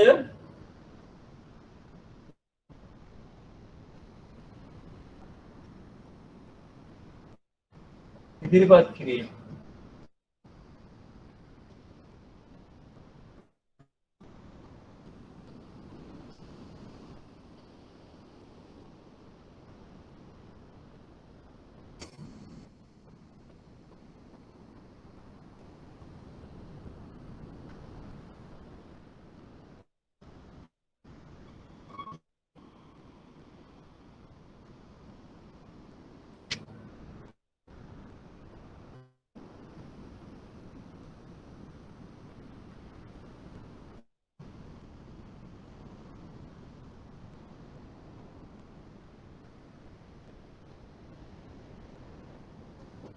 ඊළඟට චෝදනා පත්‍රය සඳහා පිළිතුරු ගන්න ඕන. හරියට නිදහසට කරුණු මේ ගන්නවා වගේ තමයි. right? ඒතර මෙතන සමහර තැන්වල නිදහසට කරුණු විමසීම මේ වගේ දේවල් තියෙනවා. නිදහසට කරුණු විමසීමක් කරන්න අවශ්‍ය දෙන්නේ නැහැ. චෝදනා පත්‍රයක් ඉදිරිපත් කරන්න පුළුවන්. ඉදිරිපත් කරලා ඊළඟට චෝදනා පත්‍රය සඳහා පිළිතුරු ගන්න ඕන. ඒකට දවස් 14ක කාලයක්වත් අවම වශයෙන් දෙන්න ඕන. අතර චෝදනා පිළිගන්නේ නම්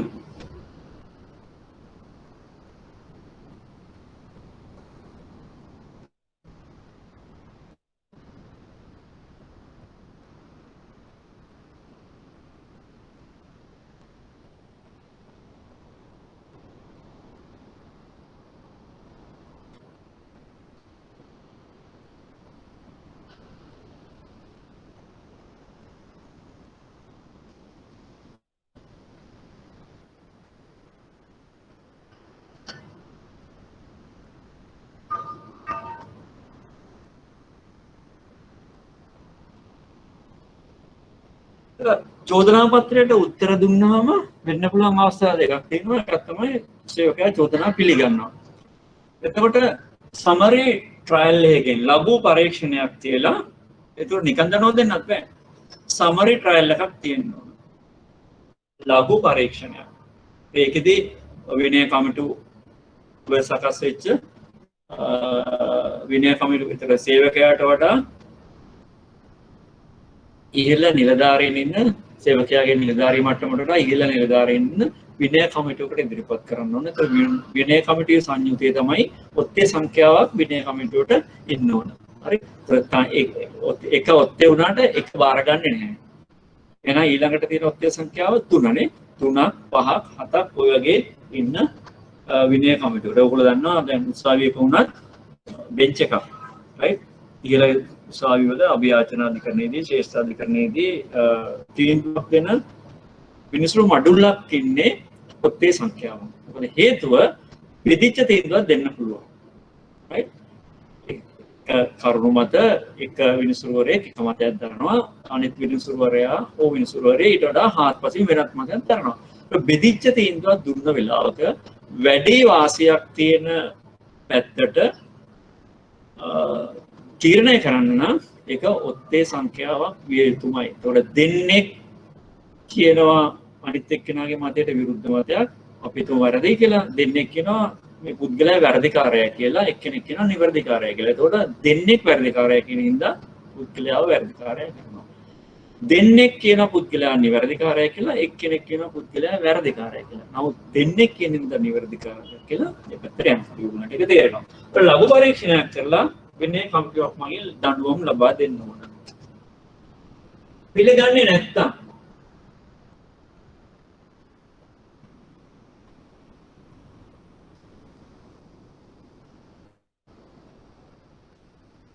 පිළි නොගනී නම් විධිමත් පරීක්ෂණය.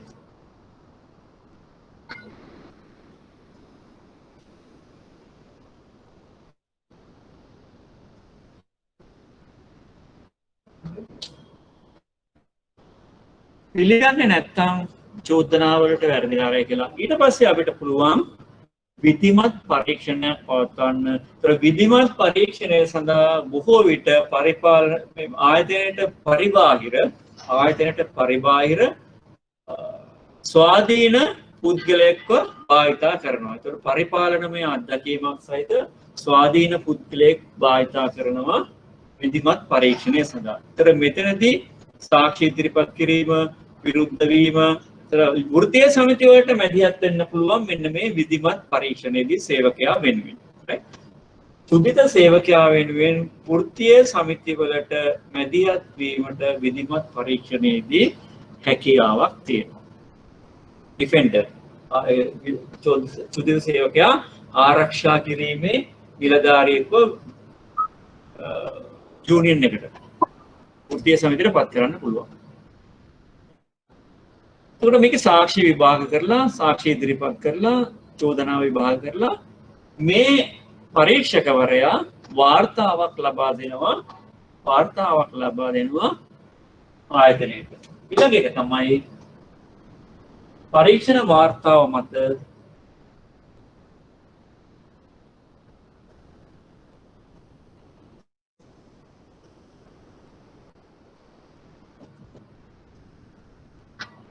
දඬුවම් ලබා දීම.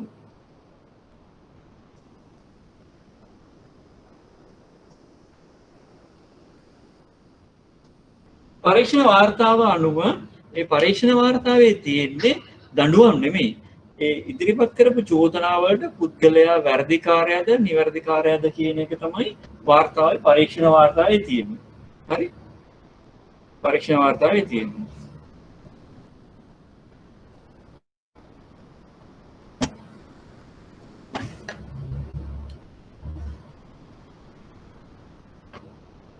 සවුන්ඩ් එක ක්ලියර් නෑ. බෝඩ් නෝ ක්ලියර්.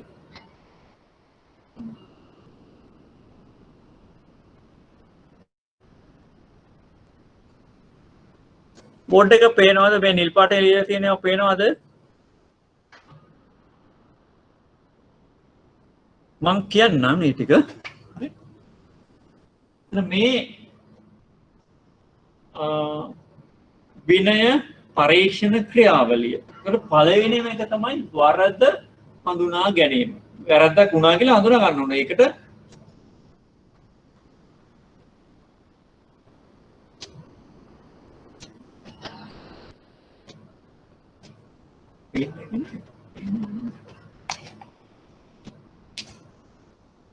ඒක නිල් පාටින් පේන්නේ කළු පාටින්.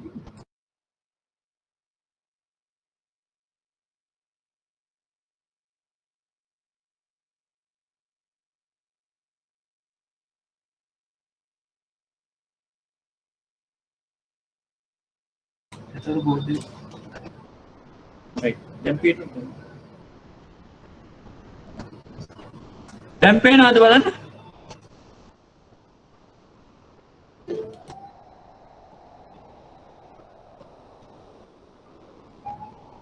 ඕකේ නේ. අරකට යනවා නේද?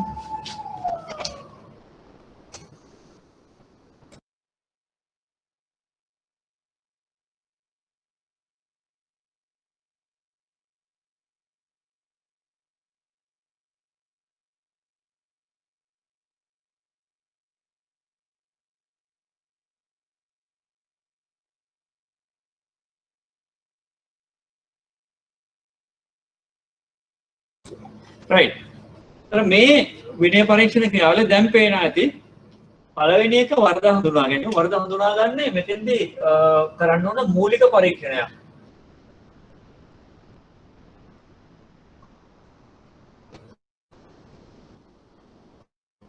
මූලික පරීක්ෂණය මගින් තමයි වරද හඳුනාගන්නේ. අපි ඒක කියනවා PIR එක. Preliminary Investigation එකක් කරනවා. එතකොට දෙන වාර්තාව තමයි Preliminary Investigation Report. නේ? මූලික පරීක්ෂණ වාර්තාවක් මගින් තමයි වරද හඳුනා ගැනීම කරන්නේ. ඒ වරද හඳුනාගත්තයින් පස්සේ චෝදනා පත්‍රයක් සකස් කරලා චෝදනා පත්‍රය ඉදිරිපත් කරනවා සේවකයාට. මේ අහවල් වැරදි ඔබ විසින් කරලා තියෙනවා, මේවට නිවැරදිකාරයද වැරදිකාරයද කියලා. ඒතර එයාට අවස්ථාවක් දෙනවා, දවස් 14ක කාලයක් දෙනවා මේවට උත්තර දෙන්න. ඒතර මේ චෝදනා පත්‍රය සඳහා පිළිතුරු ලබා දෙනවා අදාළ චුදිත සේවකයා. ඒ පිළිතුරු ලබා දීමේදී සේවකයා චෝදනා පිළිගන්නවා නම් ලඝු පරීක්ෂණ සමරි ට්‍රයල් එකක් තියලා ඒකේ තියෙන කරුණු මත අදාළ දඬුවම සේවකයාට ලබා දෙනවා. ඉතින් එතනදී සමරි ට්‍රයල් එක තියන්නේ පරීක්ෂණ මණ්ඩලයක් විනය කමිටුවක් මගින්. විනය කමිටුවක් මගින්. ඒ විනය කමිටුවට මම ඉස්සෙල්ලා කිව්වා ඔත්තේ සංඛ්‍යාවක නිලධාරීන් සංඛ්‍යාව සම්බන්ධ වෙන්න ඕන. ඒ වගේම අදාළ සේවකයාගේ තනතුරට ඉහළ නිලධාරීන් වෙන්න ඕන.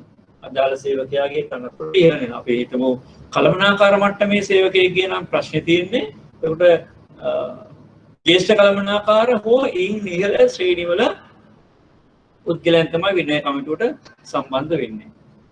සේවකයා චෝදනාව පිළිගන්නේ නැත්නම් ඊළඟට අපි මේක විධිමත් පරීක්ෂණයකට සම්බන්ධ වාජනය කරනවා. විධිමත් පරීක්ෂණයක් සඳහා බොහෝ විට යොදාගන්නේ ආයතනයෙන් පරිබාහිර ස්වාධීන පුද්ගලයෙක්. ආයතනයෙන් පරිබාහිර ස්වාධීන පුද්ගලයෙක්. මේ ස්වාධීන පුද්ගලයා පරිපාලන මේක නීතියක් එක්ක යන නීතිඥයෙක් වෙන්න ඕනේ නෑ. මේවා ගොඩක් තියෙන්නේ පරිපාලනමය ගැටලු නිසා පරිපාලනමය පළපුරුද්දක් තියෙන ජ්‍යෙෂ්ඨ පරිපාලන නිලධාරියෙක් තමයි බොහෝ විට යොදාගන්නේ ආයතනයෙන් පරිබාහිරව. ඒ අවස්ථාවේදී වෘත්තීය සමිතිවලට අර චුදිත සේවකයා වෙනුවෙන් මැදිහත් වෙන්න පුළුවන්. ඒකට අවස්ථාවක් තියෙනවා. ඩිෆෙන්ඩන්ට් ඔෆිසර් කියලා, right? the prosecution මේ නඩුව ඉදිරිපත් කරන්නේ, චෝදනා ඉදිරිපත් කරන්නේ මානව සම්පත් දෙපාර්තමේන්තුවේ නිලධාරියෙක් හෝ විනය ඉන්වෙස්ටිගේෂන් පරීක්ෂණ දෙපාර්තමේන්තුවේ නිලධාරියෙක් මේ සේවකයා වෙනුවෙන් චුදිත සේවකයා වෙනුවෙන් වෘත්තීය සමිතියේ නියෝජිතයෙක්ට ආරක්ෂණ නිලධාරියා ඩිෆෙන්ඩන්ට් ඔෆිසර් විදියට ඉදිරිපත් වෙන්න පුළුවන්. මෙතෙන්දී චෝදනා විමර්ශනය කරලා සාක්ෂි විමර්ශනය කරලා සාක්ෂි විභාග කරලා පරීක්ෂණ වාර්තාවක් දෙනවා අර පරීක්ෂකවරයා. ඒ පරීක්ෂණ වාර්තාව මත දඬුවම් ලබා දෙනවා ඒත් විනය කමිටුවකට ඉදිරිපත් කරලා. විනය පරීක්ෂණ වාර්තාව මත දඬුවම් ලබා දෙනවා විනය කමිටුවකට ඉදිරිපත් කරලා. ඊළඟ එක තමයි 6 අභියාචන අවස්ථාව.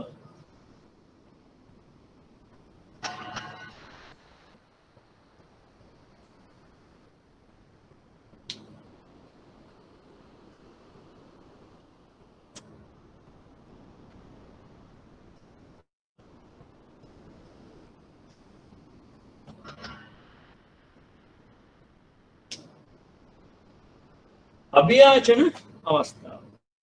ඒතර ඒ දඬුවමට එරෙහිව අභියාචනයක් ඉදිරිපත් කරන්නත් සේවකයාට අවස්ථාව තියෙනවා.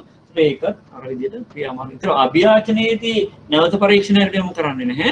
අභියාචනයේදී අර විනය කමිටුවේ මණ්ඩලයට වඩා වැඩි බලතල තියෙන ඉහළ නිලධාරීන්ගේ සමන්විත මණ්ඩලයකින් විනය කමිටුවකින් මේක නැවත සමීක්ෂණය කරලා අදාළ වරද පිළිබඳව දෙන දඬුවම වෙනස් කිරීම හෝ වැඩි කිරීම හෝ අඩු කිරීම හෝ ඕන දෙයක් කරන්න පුළුවන්. right? මේක තමයි විනය පරිපාලන ක්‍රියාවලිය.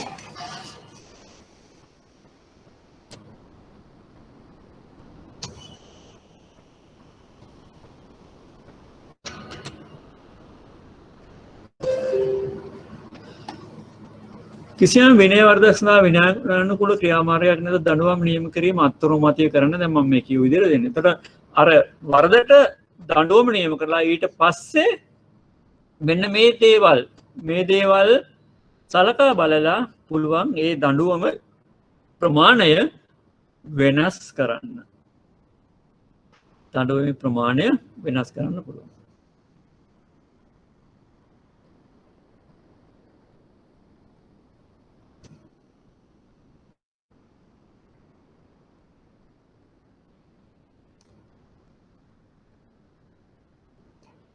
ඔය ටික තමයි විනය කළමනාකරණය යටතේ සාකච්ඡා කරන්න තියෙන්නේ. මට පොඩි ශාරීරික අවශ්‍යතාවයකට විනාඩියක් දෙන්න. මම ඊළඟට එනවා හොනේ.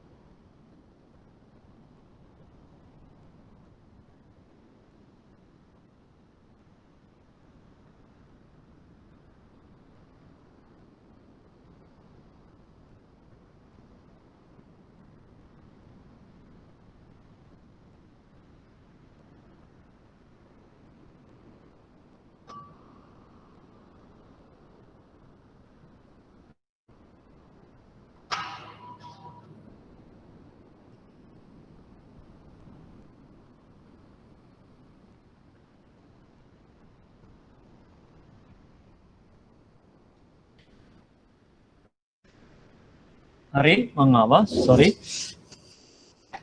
රයිට් අපි ළඟට බලමු තවත් වැදගත් මානව සම්පත් කළමනාකරණ ක්‍රියාවලිය දුක් ගැනවිලි කළමනාකරණය ග්‍රීවන්ස් හැන්ඩලින් දැන් ඇයි දුක් ගැනවිලි කළමනාකරණයක් කරන්නේ හේතුව අපි දැන් සේවකයන්ව සේවය යොදවලා කාලපල බලලා වැටුප් දීලා හරියට රාජකාරී කරන්නේ නැති සේවකයන් සම්බන්ධයෙන් විනය පරිපාලන ක්‍රියාමාර්ගයන් මගින් විනය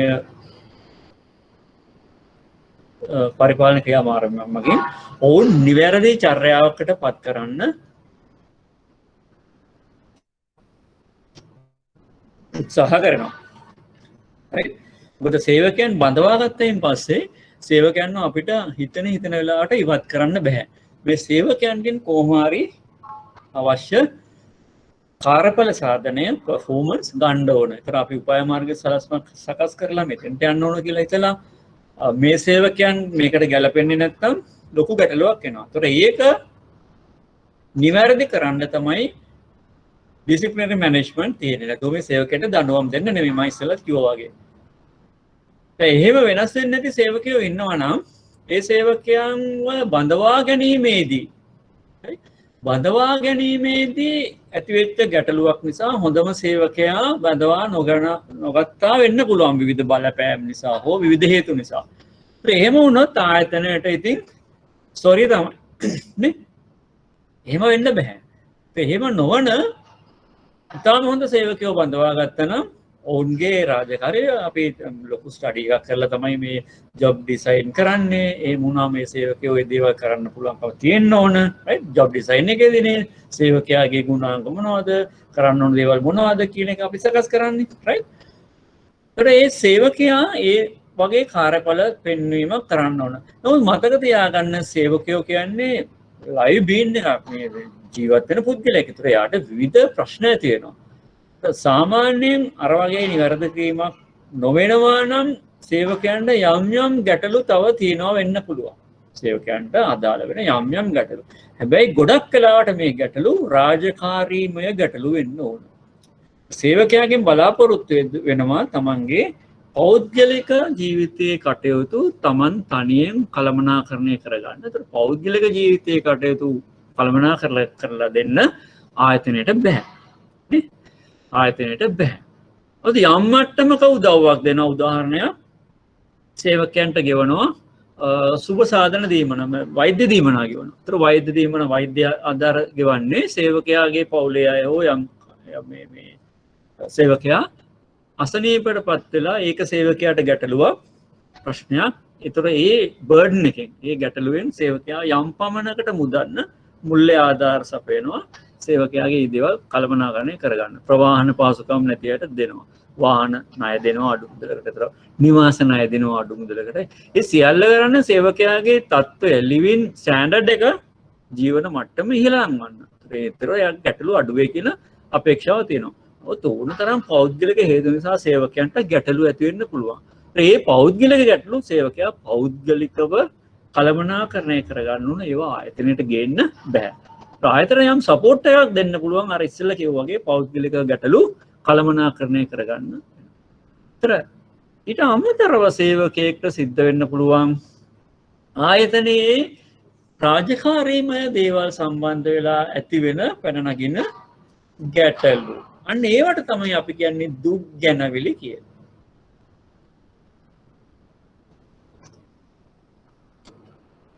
සේවකයාගේ දුක් ගැනවිල්ලක් කියන්නේ මේ වගේ ගැටලු සාධ පුද්ගලෙක්නේ. දුක් ගැනවිල්ලක් කියන්නේ යම් දෙයක් හෝ වැරදි හෝ අසාධාරණයි සිදු කරන විධිමත් පැමිණිල්ල. ඒක තමයි දුක් ගැනවිල්ල කියන්නේ.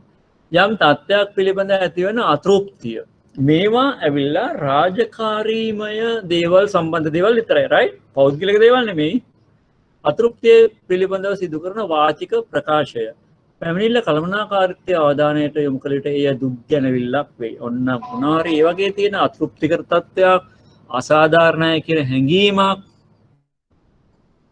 එහෙම කරපු වාචික ප්‍රකාශයක් කළමනාකරණයට ඉදිරිපත් වුණාම අන්නේ ග්‍රීවන්ස් එකක් නැත්නම් දුක් ගැනවිල්ලක් වෙනවා. දුක් ගැනවිල්ල ඇතිවීමට හේතු.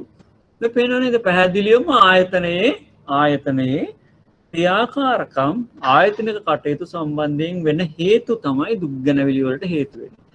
ඒවල වල තියෙන පෞද්ගලික ප්‍රශ්න දුක් ගැනවිලි විදිහට ආයතනයට ගන්න අමාරුයි. කළමනාකරු වගකීම් පැහැර හැරීම. ඒතර කළමනාකරුවෙක්ගෙන් වෙන්න ඕන වගකීම් ඉෂ්ට වෙන්නේ නැහැ. ඔහු වගකීම් පැහැර හරිනවා. ඒකෙන් සේවකයෝ පීඩාවටපත් වෙනවා නේ. උනා ඒක දුක් ගැනවිල්ලකට හේතුවක් වෙනවා. ආයතනයේ නීති රීති පරිචයන් රයිට් ගොඩක් දේවල් තියෙනවා සකස් කරගත්තු. ඒතර අපි ආයතනයකට බැඳෙන්නේ මේ නීති රීති පරිචයන් ඉහළ කළමනාකරුවන් සහ සියලු දෙනාම අනුගමනය කරනවා කියන බලාපොරොත්තුව. ඒතර ඉහළ කළමනාකරුවන් ඒවා උල්ලංඝනය කරමින් වැරදි විදියට උසස් වීම් දෙනවා. වැරදි විදියට ට්‍රාන්ස්ෆර්ස් කරනවා නේ. හරි? වැරදි විදියට විනය පරිපාලන කටයුතු කරනවා. එතකොට Tamanට හිතවත් අයට කරන්නේ අනිත් අයට කරනවා. ඔය වගේ පරිචයන් උල්ලංඝනය කරනවා නම් අනිවාර්යයෙන්ම සේවකයන් තුල ග්‍රීවන්ස් එකක් ඇති වෙනවා. ඒ වගේ තමයි සාමූහික ගිවිසුම අපි ඉදිරියේදී කතා කරනවා. කලෙක්ටිව් ඇග්‍රීමන්ට් යූනියන් එකක් සහ ආයතනය කළමනාකාරීත්වය අතර වන වැටුප් සහ ඒ අදාළ දීමනා සම්බන්ධයෙන් වන ගිවිසුම කලෙක්ටිව් ඇග්‍රීමන්ට් එක. මේ කලෙක්ටිව් ඇග්‍රීමන්ට් එක උල්ලංඝනය වුණොත් ඒ අවස්ථාවේදී ඇති වෙන්න පුළුවන් දුක් ගැනවිල්ල. කම්කරු නීති රටේ පොදු නීති තියෙනවා. පොදු නීති උල්ලංඝනය කිරීම. රාත්‍රී 10ට පස්සේ කාන්තාවන් සේවය යොදවීම ඉඩක් නැහැ. ඒ වගේ දේවල් අවුරුදු 16ට අඩු දරුවන් සේවය දෙන්නට ඉඩ නැති. ඒ වගේ වෙලාවටදී ඒවා ඇත්තටම නීති විරෝධී කියලා. නමුත් යම් කම්කරු නීතියක් උල්ලංඝනය වුණාම දුක් ගැනවිල්ලක් ඇති වෙන්න පුළුවන්. ස්වාභාවික යුක්තිය අවසාන එක natural justice මේ සියලු දේකම තියෙනවා ස්වභාවික යුක්තිය කියන එක. ඒතර ස්වභාවික යුක්තිය කියන්නේ බොහෝ දෙනෙක්ට වාසිදායක විදිහට බලපාන සාධකයක්. ඒතර බොහෝ දෙනෙක්ට වාසිදායක දෙයක් නම් ඒක අපි ඉටු කරන්න ඕන. ඒක අපි ඉටු කරන්න ඕන. දැන් වෛද්‍යවරයෙක් රෝගියෙක්ගේ අතක් කකුලක් ශරීරයෙන් වෙන් කරනවා. ඒ කකුල වෙන් කරන එක රෝගියාට පාඩුයි. නමුත් අපේක්ෂාව මොකද්ද? ඒ රෝගියාගේ ජීවිතය තහවුරු කරන්න. ඔහුව ජීවත් කරවන්න ඕන නිසා අරක අයින් කරනවා. අන්න ඒ වගේ ස්වභාවික යුක්තිය කියන්නේ සමහර අයට මේක අවාසිදායක වෙන්න පුළුවන්. නමුත් බොහෝ දෙනෙක්ට, වැඩි දෙනෙක්ට පොදුවේ සියලු දෙනාටම යහපතක් වෙන දේයක් ඉටු කිරීම, යහපතක් වෙන දේවල් තමයි ස්වභාවික යුක්තියට යටත් වෙන්නේ. ආයතනය තුල ප්‍රොමෝෂන් පොලිසි එක right ඒක ගොඩක් දෙනෙක්ට යහපතක් සිදුවන දෙයක් නම් ඒ දේ ස්වභාවික යුක්තියට යටත්. ඒකදී සමහර අය එකෙන් හැලෙන්න පුළුවන්. අනික එක විවෘතයි. දුක් ගැනවිල්ලක ස්වභාවය ඒක අප්‍රකාශිතයි. හිත ඇතුලේ තියෙනවා, කැකෑරි තියෙනවා, ප්‍රකාශ වෙන්නේ නැහැ. නමුත් එයාගේ බොඩි ලැන්ග්වේජ් කියලා එකක් තියෙනවා. ෆේෂල් ඉම්ප්‍රෙෂන් වෙන්න පුළුවන්, වෙන දේවල් වෙන්න පුළුවන්. දැන් ගණදෙන කරුවන් සමග කටයුතු කරනකොට එයාගේ වචනවල ස්වභාවය, එයාගේ චර්යාව, ඒ වගේ දේවල් ඒ වගේ හඳුන ගන්න පුළුවන්කම තියෙන. ඒතර ඒවා අප්‍රකාශිත වෙන්න පුළුවන්. ඒක බලපානවා දරුණු විදියට විශේෂයෙන්ම මුල්‍ය ආයතනවල සේවා ගුණාත්මක භාවයට. මේක සේවා ගුණාත්මක භාවයට ඍජුවම බලපාන සාධකයක්. කාර්යඵල සාධනයට ඍජුවම බලපාන සාධකයක්. ඒ නිසා අනිවාර්යයෙන්ම දුක් ගැනවිලි කළමනාකරණය කරගන්න ඕන ආයතනයක් ඇතුළේ. ලිඛිත හෝ වාචික විය හැක. වළංගු හෝ වළංගු නොවන කරුණක්. සමහර දේවල් තියෙනවා වළංගු නොවන සාධකයක්. මම හිතනවා මට අසාධාරණයි කියලා. නමුත් පොදුවේ ගත්තහම ස්වභාවික යුක්තිය ඉටු වෙලා තියෙන නිසා මට අසාධාරණයක් නෙමෙයි. එහෙනම් මට තියෙන්නේ ඒක පිළිගන්නේ නැති ගැටලුව විතරයි.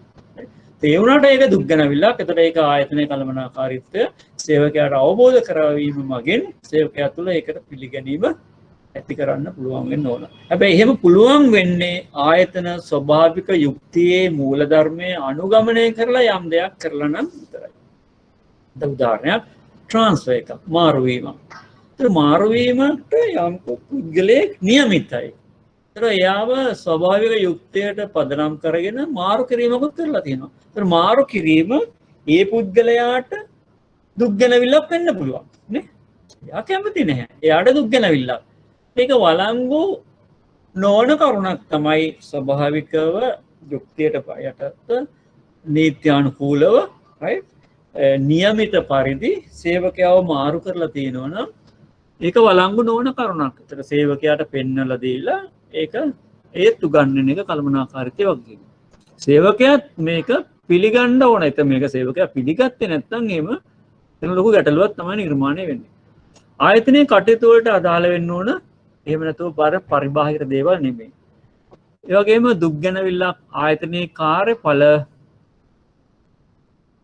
කාර්යඵල අඩු වෙන්න තමයි හේතු වෙන්නේ. කාර්යඵල අඩු වෙන්න තමයි හේතු වෙන්නේ, වැඩි වෙන්න නෙමෙයි.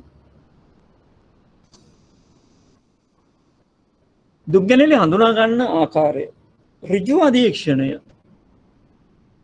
direct observation. ඉතින් කළමනාකරට පුළුවන් සේවකයාගේ හැසිරීම, ඒවා මේවා තුලින් සේවකයාගේ මානසික ස්වභාවය, ප්‍රශ්න තියෙන ඒවා අපිට සමාජය තුළ අඳුර ගන්න පුළුවන්. සමහරට මූණ දිහා බලලා, එයා අඳින දිහා බලලානේ, ඒ වගේ දේවල්, එයා හැසිරෙන දිහා බලලා ඒවා. යෝජනා සහ පැමිණිලි ඉදිරිපත් කරන්න අවස්ථාවක්, යෝජනා පැමිණිලි පෙට්ටියක් තියලා නිර්නාමිකව හරි ඉදිරිපත් කරන්න පුළුවන් අවස්ථාවක් දීලා තිබුණොත් ඒක තුලින් පුළුවන් සේවකයන්ට දින දුක් ගැනවිලි හඳුනා ගන්න. විවෘත දොරටු ප්‍රතිපත්තිය open door policy. ඒ කියන්නේ කලමනාකරු හැම විටම සේවකයන්ගේ දුක් ගැනවිලි වලට එයාගේ දොර විවෘතයි. ඒවා අහන්න සූදානම් කියන එක තමයි. සේවකයන්ගේ දුක් ගැනවිලි වලට කළමනාකරු සවන් දෙන්න සූදානම් කියන හැඟීම ඇති කරාම ඕපන් ඩෝ පොලිසි එක එතකොට දුක් ගැනවිලි අඳුර ගන්න පුළුවන්. සමහර අයට ඇත්තටම දුක් ගැනවිල්ලා කියන එක යම් කෙනෙක්ට ප්‍රකාශ කරගත්තත් එයාට ඒකෙන් නිදහසක් ලැබෙනවා. හරි කාට හරි කියාගත්තොත් එයාට නිදහසක් ලැබෙනවා, රිලීෆ් එකක් ලැබෙනවා. ඒ නිසා කළමනාකරු හොඳ සවන් දෙන්නෙක් විය යුතුයි.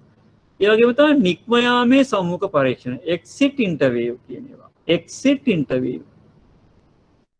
නික්ම යාමේ සම්මුඛ පරීක්ෂණවලදී ආයතනයක සේවකයෙක් ආයතනයේ විවිධ මොන හරි ගැටලු සහගත තත්ත්වයක් නිසා හෝ වෙනත් හේතුවක් නිසා ආයතනයේ ගැටලු සහගත තත්ත්වයන් නිසා හෝ සේවකයාට වෙන වඩා උසස් මට්ටමේ රැකියාවක් හම්බ වීම නිසා ආයතනයෙන් ඉවත් වෙනවා. ආයතනයෙන් ඉවත් වෙනවා. ඒ වගේ වෙලාවකදී එයා සැබෑ හේතුව කියන්නේ නැහැ. නමුත් එක්සිට් ඉන්ටර්විව් එකක් තිබ්බොත් එම ආයතනය තුල තියෙන සැබෑ ගැටලුව මොකක්ද කියලා හඳුනා ගන්න පුළුවන්. ආයතනයේ පරිපාලනමය ගැටලුව වෙන්න පුළුවන්, වෙනත් ගැටලුව වෙන්න පුළුවන්, එහෙම නැත්නම් ආයතනයේ වැටුප් පිළිබඳ ගැටලුව වෙන්න පුළුවන්, අදාළ රැකියාවට තියෙන පිළිගැනීම පිළිබඳ ගැටලුව වෙන්න පුළුවන්. ඒක හඳුනා ගන්න එක්සිට් ඉන්ටර්විව් එක ඉතාම සුදුසු අවස්ථාවක් වෙනවා. අවාසනාවකට ලංකාවේ ආයතන වලින් එක්සිට් ඉන්ටර්විව් තිබීම ඉතාම අඩුවෙන් තමයි දකින්න පුළුවන් වෙන්නේ. මේකත් දුක් ගැනවිලි හඳුනා ගන්න පුළුවන් එක අවස්ථාවක්. අනිත් ඒවා තමයි questionnaires. වරින් වර සේවකයන්ට questionnaires දීලා අහන්න පුළුවන් මොනවද තියෙන සේවකයන්ගේ ගැටලු කියන එක. දුක් ගැනවිලි ඇති වෙන්න හේතු පළවෙනි එක තමයි කළමනාකරන ප්‍රතිපත්ති මත, management policies මත දුක් ගැනවිලි ඇති වෙන්න පුළුවන්. වේතන නිසා එතකොට දැන් collective agreement එකක් අත්සන් කරලා නම් නේද? collective agreement එකක් අත්සන් කරලා නම් එතනින් පස්සේ ඉතින් වේතන සම්බන්ධී දුක් ගැනවිලි ඇති වෙන්න බෑ. මොකද යූනියන් එක සේවකයන් නියෝජනය කරලා මේක කරනවා. ඔව් අතිකාල මත ඇති වෙන්න පුළුවන් දේ තමයි සමහර කළමනාකරුවන් තමන් කැමති සේවකයන්ට අතිකාල කිරීමට අවස්ථාව දෙනවා. තමන් අකමැති සේවකයන්ට අතිකාල තියෙන අවස්ථාව දෙන්නේ නැහැ. අන්න ඒ වගේ අවස්ථාවලදී ඇති වෙන්න පුළුවන්. හරි. දැන් මේ මොනවාද performance මත ඒ නිෂ්පාදනය කරන ඒකක මත වේතන තීරණය වෙන අවස්ථාවක සමහර අය කැමති සේවකයන්ව කැඳවනවා. එහෙම නැත්නම් කැමති සේවකයන්ට වැඩ කරන අවස්ථාව දෙනවා. සමහර අය කැමති සේවකයන් අකමැති සේවකයන්ව ඉවත් කරනවා. ඉතින් එතනදී වේතනයටත් ඒක බලපෑමක් ඇති වෙනවා. නිවාඩු ගැනීමදී, මාරු කිරීමේදී, කැරියර් ඩෙවලොප්මන්ට් එකට අවස්ථාවක් නැතිනවා. දැන් ඕනෑම සේවකයෙක් අපේක්ෂා කරන්නේ ඔහු ආයතනයට බැඳිච්ච, එහෙම නැත්නම් ආයතනයට ඇතුළු වෙච්ච මට්ටමින්ම ආයතනයෙන් බැහැර වෙන්න, ආයතනයෙන් ඉවත් වෙන්න. එයා අපේක්ෂා කරනවා තමන් ඇතුළු වෙච්ච මට්ටමට වඩා උසස් මට්ටමක් ආයතනය තුළ අත්පත් කරගෙන ඉහළට යන්න නේ. ඒ කියන්නේ ප්‍රොමෝෂන්. ඒකට ප්‍රොමෝෂන් ලබා ගන්න නම් සේවකයාගේ වෘත්තීය දිවිය සංවර්ධනය වෙන්න ඕන, කැරියර් එක ඩෙවලොප් වෙන්න ඕන. ඒකට අවශ්‍ය අපි ඒක කතා කරනවා. ඒකට අවශ්‍ය වටාපිටාව ආයතන තුළ සකස් වෙන්න ඕන. තමන්ගේ හැකියාවන්ගේ ප්‍රයෝජන ගන්න, ට්‍රේනින් ඇන්ඩ් ඩෙවලොප්මන්ට් අවස්ථාවන්, කැරියර් එකේදී තව තවත් එක්ස්පෝෂර් ඔයගේ ගොඩක් දේවල් තියෙනවා. ඒක නැති වුණාම සේවකයන් තුළ කලකිරීමක් ඇති වෙනවා. ඒ වගේම තමයි භූමිකාව නිශ්චිත නොවීම. දැන් සේවකයාට යම්කිසි රෝල් එකක් තියෙනවා කරන්න. ඒතර ඔහුගෙන් බලාපොරොත්තු වෙන දේවල් තියෙනවා ජොබ් ඩිස්ක්‍රිප්ෂන් එකේදී තියෙනවා. ජොබ් ඩිස්ක්‍රිප්ෂන් එකේදී සේවකයන්ගෙන් බලාපොරොත්තු වෙන දේවල් තියෙනවා. ඒක ක්ලියර් නැත්තම්, නිශ්චිත නැත්තම් අනික සේවකයේ ප්‍රධානීන් දෙන්නෙක්ට වග කියන මට්ටමට පත් වෙලා තියෙනවා නම් හරි. එවැනි අවස්ථාවක මේ රෝල් ඇම්බිගියුටි එක ඇති වෙනවා. ඒ වයින් සේවකයා පීඩාවට පත්වීම නිසා දුක් ගැනවිල්ලක් ඇති වෙන්න පුළුවන්. ඒ නිසා නිශ්චිත භූමිකාවක්, නිශ්චිත දෙයක් සේවකයා වෙනුවෙන් ජොබ් ඩිස්ක්‍රිප්ෂන් එක විදිහට ඉදිරිපත් කරන්න ඕන. සේවකයාගෙන් ඉටු කරන්න ඕන. සේවකයා විසින් කළ යුතු කාර්යයන් මොනවාද කියන එක පැහැදිලිව දෙන්න ඕන. සාමූහික කිවිසුම උල්ලංඝනය කරනවා. ඉස්සෙල්ලා කිව්වා වගේ කොලෙක්ටිව් ඇග්‍රීමන්ට් එක අත්සන් කරාට පස්සේ කොලෙක්ටිව් ඇග්‍රීමන්ට් එක අත්සන් කරාට පස්සේ සේවකයන්ට ඒ ගිවිසුම අනුව කළමනාකරන ගිවිසුම අනුව කටයුතු කරන්න ඕන. ඒක කඩ වුණොත් ඒක දුක් ගැනවිල්ලකට හේතුවක් වෙනවා. විශේෂයෙන්ම වෘත්තීය සමිති සඳහා. වෘත්තීය සමිති වලට සම්බන්ධයෙන් තියෙන අයහපත් ආකල්ප වෘත්තීය සමිතිය එක්ක හොස්ටිලික් ගැටෙන ආකල්ප ඇති කරගෙන තිබුණොත් වෘත්තීය සමිතිය හැමතිස්සෙම ඉන්නේ අනිත් පැත්තේ තමයි. right? නමුත් ඒ අනිත් පැත්තේ තියෙන දේවල් ආයතනය විසින් සාධාරණව යුක්තිසහගත ලෙස පෙන්වා දීලා ඔවුන් නිවැරදි කරගන්න පුළුවන්කමක් තියෙන්න ඕන. ඉතින් ටික අමාරු වැඩක් තමයි. එතනදී අයහපත් ආකල්ප ඇති කරගෙන සම්බන්ධතා නැති කරගෙන ඒක කරන්න බෑ. කරන්න පුළුවන් ඉන්නේ ඒ අයහපත් ආකල්ප සාකච්ඡා මගින් සාකච්ඡාවට අවස්ථාවක් දීලා පෙන්වලා දීලා. වෘත්තීය සමිතියකත් වගකීම තමයි සාධාරණ ලෙස පෙන්වලා දීපු ඒ කරුණු පිළිගෙන එකඟ වෙලා කටයුතු කරන්න. ඒක කළමනාකරන ප්‍රතිපත්තිය වල ගැටලුවක්. ඒක දුක් ගැනවිල්ලකට හේතුවක් වෙනවා. අනිත් එක තමයි ඔටෝක්‍රටික් නායකත්වය. අධිකාරිවාදී. කිසිම සවන් දීමක් පහළ ශ්‍රේණියේ නැත්නම් යටත් සේවකයෙක් සබෝඩිනේට් කෙනෙක්ට නැහැ. කළමනාකරු ඊටාම අධිකාරීවාදී විදියට සේවකයන් මත බලහත්කාරයෙන් මේ දේවල් පටවන. ඒ වගේ වෙලාවකදී දුක් ගැනවිල්ලක් තියෙනවා. ඊළඟට working condition වැඩ කිරීමේ තත්ත්වයන් working condition මත මේ කියන සාධක මත දුක් ගැනවිලි ඇති වෙන්න පුළුවන්. realistic targets නැති වුණාම ඒ unrealistic අත්පත් කරගන්න බැරි ටාගට්. ඒ වගේම නියමිත උපකරණ සේවය කරන්න යන්ත්‍ර ඒවා නැහැ. right? ඒවා ගැටලුවක්. වැඩ කරන ස්ථානයේ තියෙන අයහපත් තත්ත්වය. ඒ කියන්නේ ලයිට් නැහැ හරියට, වැසිකිලි පහසුකම් නැහැ, වතුර පහසුකම් නැහැ, එයාට කෑම ගැනීමට වෙනම ස්ථානයක් නැහැ. ඒ වගේ ලොකේෂන් එකේ තියෙනවා විශාල ගැටලු. පිරිසිදු නැහැ, ගැටලු සහගතයි. ඉතින් මේ වගේ තැන්වලදී සේවකයන්ට දුක් ගැනවිල්ලක් ඇති වෙන්න පුළුවන්. ප්‍රධානියා සමග ඇති වෙන අයහපත් සුපර්වයිසර් කියන ඔය ඔටෝක්‍රටික් ලීඩර්ෂිප් එක ගන්න එතනදී ඇති වෙන්න පුළුවන් සමහර ස්ටෑන්ඩඩ් සම්බන්ධයෙන් සමහර ප්‍රොසීජර් සම්බන්ධයෙන් ඇති වෙන්න පුළුවන් අයහපත් සබඳතාව. ඒකෙම දිගුවක් විදිහට විනය පිළිබඳ අයහවාදී පියසුම නෙගටිව් අප්‍රෝච්. ඒකට ඒවා වර්කින් කන්ඩිෂන් එකත් එක්කලා ඇතිවන හේතු ගැටලු දුක් ගැනවිලි ඇති වෙන්නේ.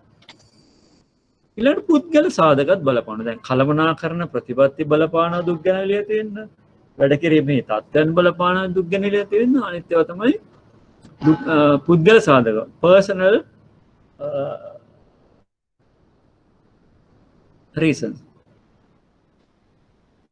අයහපත් දැන් මම කොච්චර ආයතනය කොච්චර හොඳින් තිබුණත් මොනවා වුණත් මගේ තියෙන්නේ නෙගටිව් ඇටිටියුඩ්ස් නම්, මගේ ආකල්ප අයහපත් නම්, රයිට්? ඒත් මට හැමතිස්සෙම දුක් ගැනවිල්ලක් තියෙනවාමයි. හැම දෙයක් දිහාම බලන්නේ වැරදි විදියට අයහපත් ආකල්ප. ඒ වගේම තමයි අධි බලාපොරොත්තු over ambition. දැන් මම over ambition තියෙන පුද්ගලයෙක්. එතකොට මං බලාපොරොත්තු හැබැයි ambition එක තිබ්බට ඒකට අවශ්‍ය කරන capacity එක ඇති කරගෙන නැහැ. ඒකට අවශ්‍ය වෙන capacity එක. ambition එක අත්පත් කරගන්න capacity එකක් අවශ්‍යයි. ඒතර ආයතනය ඒ අවස්ථාවක් ලබා දීලා නමුත් තමන් capacity එක වැඩි කරගන්න නැතුව ambition එක මත විතරක් ජීවත් වෙනවා නම් ඒක අත්පත් කරගන්න බැරි වෙච්ච වෙලාවට සේවකයාට විශාල දුක් ගැනවිල්ලක් ඇති වෙනවා. ඒ වගේ තමයි ඊගොස්ටික් පර්සනැලිටි. දැන් සමහර අය ඉන්නවා මම නැතුව බෑ, මම තමයි මම පොර කියලා කියන්නේ. එවැනි සංකල්පයක්. ඒ ඊගොස්ටික් පර්සනැලිටි එක තියෙන අය මට තමයි පුළුවන්, මං අත ගැහුවේ නැත්නම් වැඩන්නේ, මම අත ගහන්න ඕන මේ වැඩේට. ඒ වගේ අයත් එක්කලා ටිකක් අමාරු වෙනවා. මොකද ඒගොල්ලෝ එකඟ වීම, පිළිගැනීම, කණ්ඩායමක් විදිහට වැඩ කිරීම ඒවට සූදානම් නැති අය තමයි මේ ඊගොස්ටික් පර්සනැලිටි එක තියෙන උදවිය. ඒගොල්ලොත් හැමදෙස්සෙම යම්කිසි ගැටලුවක් තියෙනවම තමයි, දුක් ගැනවිල්ලක් තියෙනවම තමයි. දුක් ගැනවිලි වර්ග. පුද්ගල දුක් ගැනවිලි. එතකොට යම් පුද්ගලයෙක්ට පෞද්ගලිකව ඇති වෙන යම්කිසි අපහසුතාවයක් නිසා වෙන දුක් ගැනවිල්ල තමයි පෞද්ගලික දුක් ගැනවිල්ල වෙන්නේ. ඒතර එයාගේ වැටුප් වෙන්න පුළුවන්, එයාගේ ට්‍රාන්ස්ෆර්ස් වෙන්න පුළුවන්, වැඩ කිරීම තත්ත්ව වෙන්න පුළුවන්, ටූල්ස් වෙන්න පුළුවන්, වෙනත් මොනවා හරි ගැටලුවක් වෙන්න පුළුවන්. ඒවා පුද්ගල දුක් ගැනවිල්ල තමයි. කණ්ඩායම් දුක් ගැනවිල්ල කියන්නේ කණ්ඩායමක් විදිහට වැඩ කරන්න අවශ්‍ය පහසුකම සපයන්නේ නැතුව කණ්ඩායම් ක්‍රියාකාරීත්වයක් අපේක්ෂා කරනවා නම් අදාළ දැන් අපි හිතමු කණ්ඩායමක් විදිහට වැඩ කරන බැරි වෙන විදිහට කණ්ඩායම විසිරෙන විදිහට shift work වෙලදී transfers වලදී මේ වගේ දේවල් වෙනවා නම් දුක් ගැනවිලි ඇති වෙන්න පුළුවන්. ඊළඟට policies ආයතනයේ විසින් සකස් කරන ප්‍රතිපත්ති මත ඇති වෙන්න දුක් ගැනවිලි විදිහට අඳුන ගන්න පුළුවන්. අර ඉහත කියපු කරුණු තුන යටතේම තමයි මේවා ඇති වෙන්නේ. right? ඒ වගේම තමයි වෘත්තීය සමිති වලට දුක් ගැනවිලි තියෙන්න පුළුවන්. වෘත්තීය සමිති වල පිළිගැනීම, වෘත්තීය සමිති සමග තියෙන යහපත් ආකල්ප, ඒ වගේම කලෙක්ටිව් බාගේනින් වෘත්තීය සමිතිය කරන එක තමයි ඒකාබද්ධ විචාරණය. එහෙම නැත්නම් කලෙක්ටිව් බාගේනින් ඔය ගැටුම් සම්බන්ධයෙන් ඒවා මේ. ඉතින් මේ වගේ අවස්ථාවලදී දුක් ගැනවිලි ඇති වෙන්න පුළුවන්. ඒ වගේම වෘත්තීය සමිතියේ සමාජික මෙම්බර්ස්ලාගේ ගැටලු ඇති අවස්ථාවකදී වෘත්තීය සමිතියට දුක් ගැනවිලි ඇති වෙන්න පුළුවන් ආයතනයක් එක්ක. ඉස්සෙල්ලා කිව්වා වගේ හඳුනා ගන්න පුළුවන් මේව හඳුනා ගන්න ඕන. ඒක හඳුනා ගන්න පුළුවන් ක්‍රම direct observation, යෝජනා සහ පැමිණිලි, විවෘත දොරටු, නික්ම යාමේ සම්මුඛ පරීක්ෂණ. ඒතර මේ වගේ පුද්ගලයෝ ඉන්න පුළුවන් දුක් ගැනවිලි නිසා. ඒ නිසා මේක නිවැරදි කරන්න ඕන. මේ තියෙන්නේ මේ දුක් ගැනවිලි මෙහෙම විසඳන්න බෑ. ඉතින් මෙතන කියනවා අපිට පුළුවන් නම් ඔයාව ටොලරේට් කරන්න. ඇයි ඔයාගේ බොස් ටොලරේට් එහෙම දුක් ගැනවිලි විසඳන්න බෑ. අපි ඔයාව ටොලරේට් කරනවා කියන එක හේතුවක් වෙන්නේ නැහැ. ඔයා බොස් ටොලරේට් කරනවා කියන එක නේ. මෙහෙමත් බෑ දුක් ගැනවිලි විසඳන්න. කොහොමද? ඇඟිල්ල දික් කරලා ඕඩර් එකක් විධානයක් දෙන විදිහට මේක විමසුවාම දුක් ගැනවිල්ල තියෙන පුද්ගලයා තවත් අපහසුතාවයකට පත් වෙනවා. මේ අනික තියෙන්නේ මේ ගිනි වලල්ලකින් පනින්න කියලා කසයකින් තලමින් අහනවා මොනවද ඔයාගේ ප්‍රශ්න? ඔය පොඩි දරුවන්ට තරවටු කරන්නේ ඒ වගේ. එහෙම බෑ. දුක් ගැනවිල්ලක් විසඳන්න නම් සම මට්ටමකට එන්න ඕන. ඔයගොල්ලෝ දැකලා ඇති ඔය විදේශීය රාජ්‍ය නායකයෝ බොහෝ විට ලංකාවේ සමහර අය කුඩා දරුවෙක් එක්කලා යම්කිසි දෙයක් ෂෙයා කරගන්න ඕන නම් එයා අර කුඩා දරුවාගේ මට්ටමට එන්න. මොකද දුක් ගැනවිල්ල ඕනෑම දෙයක් විසඳ ගන්න දෙන්න සම මට්ටමේ ඉන්න ඕන. ඒකෙදි කරන්නේ අර පුද්ගලයා දන ගහලා කුඩා දරුවාගේ ඇස් මට්ටමට එනවා. කුඩා දරුවාගේ ඇස් මට්ටමට ඇවිල්ලා මේ දෙගොල්ලෝ සම මට්ටමේ ඉඳලා මේක විසඳීමක් කරගන්නවා. මේ විදිහට විසඳන්න බෑ දුක් ගැනවිලි. අපි බලමු දැන් කොහොමද දුක් ගැනවිලි විසඳන්නේ කියලා. ඉතින් විවෘත දොරටු ප්‍රතිපත්තිය මෙතනදී කළමනාකරු සෑම විටම සූදානම් සේවකයන් සම්බන්ධයෙන් ඇතිවන දුක් ගැනවිලි වලට සවන් දෙන්න. කළමනාකරු කිසිම වෙලාවක සේවකයන්ව ප්‍රතික්ෂේප කරන සේවකයන්ට දුක් ගැනවිලි ඉදිරිපත් කරන්න ඉඩ නොදෙන ප්‍රතිපත්තියක නැහැ. එයා සෑම විටම සූදානම් සේවකයන්ගෙන් ඇතිවන සේවකයන් තුළ ඇතිවන දුක් ගැනවිලි වලට සවන් දෙන්න. open door. open the door නෙමෙයි open door. ආයතනය තුළ මෙවැනි ක්‍රමවේදයක් තියෙනවා කියන එක පිළිබඳව සේවකයන් තුළ විශ්වාසයක් ජනිත වුණාම සේවකයන් ඉදිරිපත් වෙනවා ස්වේච්ඡාවෙන්ම තමන්ගේ දුක් ගැනවිලි ප්‍රධානියන්ට ඉදිරිපත් කරලා අවශ්‍ය විසඳුම් ලබා ගන්න. ඒතර සේවකයා තුළ මේ දුක් ගැනවිලි එකතු වෙලා ගොඩ ගැහිලා මේවා ලොකු ගැටලු බවට පත් වෙන්න අවසානයේදී මේ දුක් ගැනවිලි වෘත්තීය සමිතිය වලට ගියාම වැඩ වර්ජන විවිධ වෘත්තීය ඉල්ලීම් ඒ වගේ මට්ටමට යන්න පුළුවන්. ඒවට යන්න ඉස්සෙල්ලා අපිට විසඳ ගන්න පුළුවන් ඕපන් ඩෝ පොලිසි එකෙන්. සමහරවිට දුක් ගැනවිල්ලට සවන් දුන්නමත් සේවකයාගේ මේ දුක් ගැනවිල්ල විසඳෙනවා. අනිත් එක තමයි ක්‍රමානුකූලව විසඳීම. මේ තියෙන්නේ ක්‍රමානුකූලව විසඳීමේ ක්‍රියාවලිය. step ladder method. right? ක්‍රමානුකූලව විසඳීම. දුක් ගැනවිල්ල සහිත සේවකයා තමන්ගේ ආසන්නතම ප්‍රධානියාට ඉදිරිපත් කරනවා දුක් ගැනවිල්ල. එතකොට එතනදී එයා වෘත්තීය සමිතියක සේවකයෙක් නම් සමාජිකයෙක් නම් ශාඛා සමිතියේ නියෝජිතයාට ආසන්නතම ප්‍රධානියාට සේවකයා වෙනුවෙන් ඉදිරිපත් වෙලා මේ දුක් ගැනවිල්ල විසඳා දෙන්න උත්සාහ කරන්න පුළුවන්. ඒකෙදී දින 5ක් වගේ කාලයක් තුළ මේක කෙරෙන්න ඕන. ඒක එහෙම විසඳන්න බැරි නම් විසඳෙන්නේ නැත්නම් ඒක ඉදිරිපත් කරනවා ඊළඟ අප ලෙවල් එකට දෙපාර්තමේන්තුවේ ප්‍රධානියට. එතකොට කලාප නියෝජිත වෘත්තීය සමිතියේ ඊළඟ අප ලෙවල් එක ඒගොල්ලෝ සම්බන්ධ වෙනවා. ඒගොල්ලන්ට ඊට වඩා වැඩි බලපෑමක් කරන්න පුළුවන්. ඉතින් මේකට සම්බන්ධ වෙලා ඉතින් මේක විසඳන්න උත්සාහ කරනවා. බෙස්ට් ස්ටෙප් ලැඩර් මෙතඩ් එකේදී.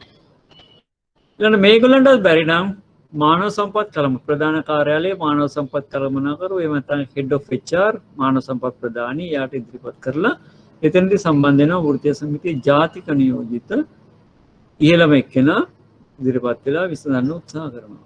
එහෙමත් බැරි වුණොත් ඒක යනවා කොහෙටද? ආබිට්‍රේෂන් එකට. ඒ කියන්නේ එච්චරම ගැටලු සාධකයක් වුණ මෙතෙන්ද මැදිහත් වෙනවා කම්කරු කොමසාරිස්. රයිට්? බේරුම් කරණය සඳහා මැදිහත් වෙන්නේ කම්කරු කොමසාරිස්වරයා මැදිහත් වෙලා ආයතනයේ HR ප්‍රධානී මැදිහත් වෙලා වෘත්තීය සමිතියේ ජාතික නියෝජිතයා මැදිහත් වෙලා යම් කිසි සෙටල්මන්ට් එකකට එනවා බේරුම් කරණය ආබිට්‍රේෂන් එක. ආවම ඒක සේවකයාත්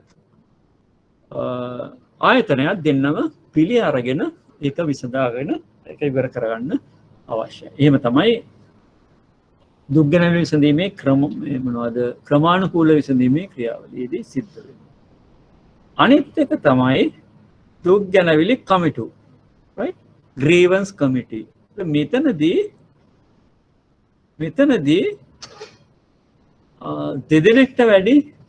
දෙදෙනෙක්ට වැඩි සංඛ්‍යාවක් මේ මානව සම්පත් කළමනාකරණය පිළිබඳ සහ දුක් ගැනවිලි විසඳීම පිළිබඳව විශේෂඥයන් සම්බන්ධ වෙච්ච කමිටුවකට මේ දුක් ගැනවිලි සහිත සේවකයව යොමු කරනවා. ඒක හොඳට මතක තියාගන්න මෙවැනි කමිටුවක් සඳහා තෝරා ගන්න ඕන සේවකයන් නැත්නම් කළමනාකරුවන් වන්නේ යහපත් අන්තර්පුද්ගල සබඳතා පවත්වන්න පුළුවන් මානුෂික ගුණාංග තියෙන කාරුණික හදවතක් තියෙන පුද්ගලයෙක් වෙන්න ඕනේ. අර අධිකාරිවාදී නායකයෙක් එවැනි පුද්ගලයෙක්ව මෙවැනි තැන්වලදී භාවිතා කරන්න බෑ. එහෙම වෙන්නේ අර ඉස්සෙල්ලා පෙන්නවා වගේ මෙවැනි සම්බන්ධතාවයක් තමයි ගොඩනගන්නේ. මේක දුක් ගැනවිල්ල වැඩි වීමට හේතු වෙනවා මිස දුක් ගැනවිල්ල අඩු වෙන්න හේතු වෙන්නේ නැහැ. දුක් ගැනවිලි කමිටුවේදී උත්සාහ කරනවා පුළුවන් තරම් දුක් ගැනවිල්ල විසඳා ගන්න. මේ විදිහට තමයි දුක් ගැනවිලි විසඳන්නේ. දුක් ගැනවිලි විසඳීම අනිවාර්යයෙන්ම සිදු කරන්න ඕන ආයතනය. යහපත් ක්‍රමවේදයක මූලික ලක්ෂණ. යහපත් ක්‍රමවේදයක් පවතින එකම වෙන්න ඕන. ඒතර ඒකෙදි තියෙන්න ඕන පැමිණිලි කරන්න පුළුවන් ආකාරය සම්බන්ධයෙන් නිශ්චිත පැහැදිලි කිරීමක් තියෙන්න ඕන. ආයතනයක් ඇතුළතදී දුක් ගැනවිල්ලක් ඇති වුණාම ඒක කොහෙද පැමිණිලි කරන්න පුළුවන් කියන එක. ඒතර ඒ සම්බන්ධයෙන් තෘප්තිමත් නැත්නම් අභියාචන කරන්න පුළුවන් ක්‍රමවේදයක් තියෙනවද කියන එක පිළිබඳව සාතිකයක් තියෙන්න ඕන ආයතනයට.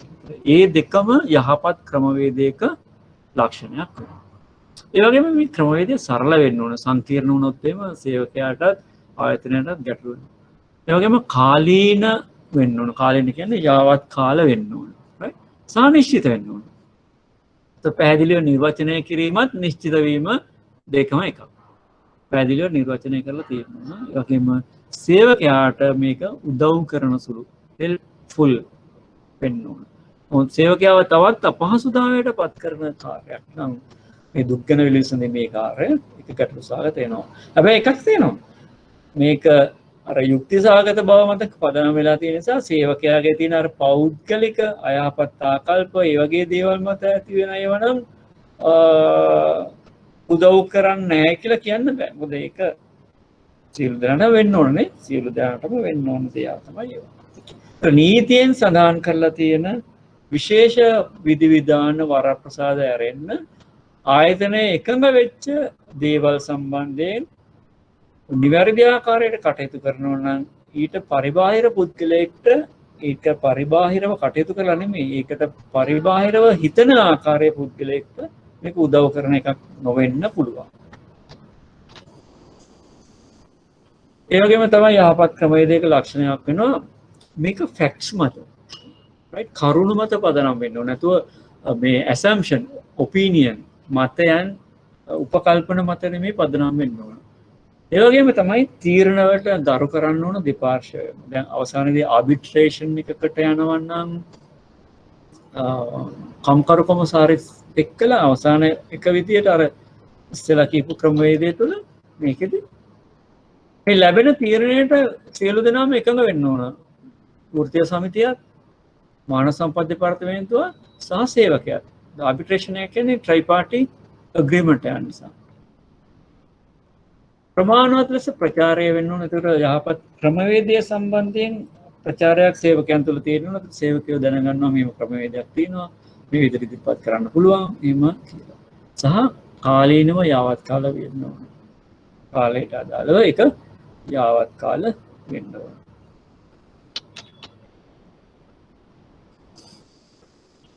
මේවා තමයි යහපත් දුක්ගැන විසඳීමේ ක්‍රමයක වාසිදායක තත්ත්වය. යහපත් සේවක කළමනාකරණ ප්‍රතිපත්ති සකස් කිරීමට උදව් වේ ගැටලු විසඳීම සහ ගැටුම් අවම. එතන අභ්‍යන්තර ගැටලු අභ්‍යන්තර ගැටුම් conflicts අවම වීමේ ක්‍රමයක්. ඉන්ඩස්ට්‍රියල් රිලේෂන් ශ්‍රමික සබඳතා කියන්නේ ඉන්ඩස්ට්‍රියල් රිලේෂන්. ඒ කියන්නේ වෘත්තීය සමිති සහ කළමනාකාරීත්වය අතර ඇතිවන සබඳතා ශ්‍රමික සබඳතා. මේ යහපත් ක්‍රමවේදයක් තියෙන එක වෘත්තීය සමිතිත් එක්කලා යහපත් සබඳතා ඇතිවීමට හේතු වෙනවා. සේවකයන් තුළ අභිප්‍රේරණයක් ඇති කරන අතර යවුන් තුළ යහපත් විනයක් ඇති කරන්න දැන් සේවකයන්ට තමන්ගේ දුක්ගැන විසඳා ගන්න පුළුවන් කියන හැඟීම ඇති වුණාම සේවකයන් තුළ අභිප්‍රේරණයක් ඇති වෙනවා. ඒතර සේවකයන් තුළ ඇති වෙන අභිප්‍රේරණය උන්ගේ කාර්යඵල උන්ගේ විනය යහපත්ව පවත්වාගෙන යන්න හේතු වෙනවා. කාර්යඵල ඉහළ නංවයි. දුක්ගැන විසඳීම විධිමත් කරයි. ඒතර ඒක අර හැපැසට් මෙතඩ් එකකට නෙමෙයි. එක එක වෙලාවට එක එක දේවල් නෙමෙයි. එක පුද්ගලයෙක් සම්බන්ධයෙන් එකකුත් තව පුද්ගලයෙක් සම්බන්ධයෙන් තව එකකුත් එහෙම නෙමෙයි. විසඳීම විධිමත් ආකාරයට සිද්ධ වෙනවා. එතකොට ස්වභාවික යුක්තිය කියන එක ආරක්ෂා වෙනවා. ඒතර ඕනෑම පුද්ගලයෙක්ට මේක ඉදිරිපත් කරන්න පුළුවන් යම් දුක්ගැනවිල්ලකට දීපු විසඳුම මෙන්න මේ කරුණ මත තමයි ඉස්සෙල්ලා කිව්වේ කරුණ මත පදනම් වෙන්න ඕනනේ. මෙන්න මේ කරුණ මත පදනම් වෙලා දීලා තියෙන නිසා මේක ස්වභාවික යුක්ති එහෙම යුක්ති සාගත ලෙස කරලා තියෙනවා කියලා. ඒතර කාටවත් ඒකට විරුද්ධව කම්ප්ලේන් එකක් කරන්න බැරි වෙන විදිහට තමයි මේක තියෙන්නේ. ඒතර සේවකයන් තුළ විශ්වාසය එකෙන් ඉහළ යනවානේ. පුද්ගලයන් අතර ගැටුම් එක්කෙනෙක් කියනවා ඔයාට නම් මේව වගේ ගැටුම් ඇති වෙන්නක පුළුවන් තරම් අවම වෙනවා සහ නෛතික පස්සේ කාලෙක ආයතනයට විරුද්ධව සේවකයන් නීතිමය මාර්ගවලට ගියොත් කම්කරු උසාවි හෝ වෙනත් මාර්ගවලට ගියොත් යහපත් ආකාරයට මේවා විසඳලා තියෙන එක දුක්ගැන විසඳීමත් විනය පරිපාලනයත් ඔය දෙකම විධිමත් ආකාරයට ස්වභාවික යුක්තියට ගරු කරන ආකාරයට වෙරලා තිබ්බොත් එහෙම අන්නේ නීතිමය කටයුතු වලදී ආයතනයට ආරක්ෂාවක් ඇති වෙනවා. රයිට්. මේ ටික තමයි දුක්ගැනවිලි විසඳීමේදී සැලකා බල යුතු කරුණු.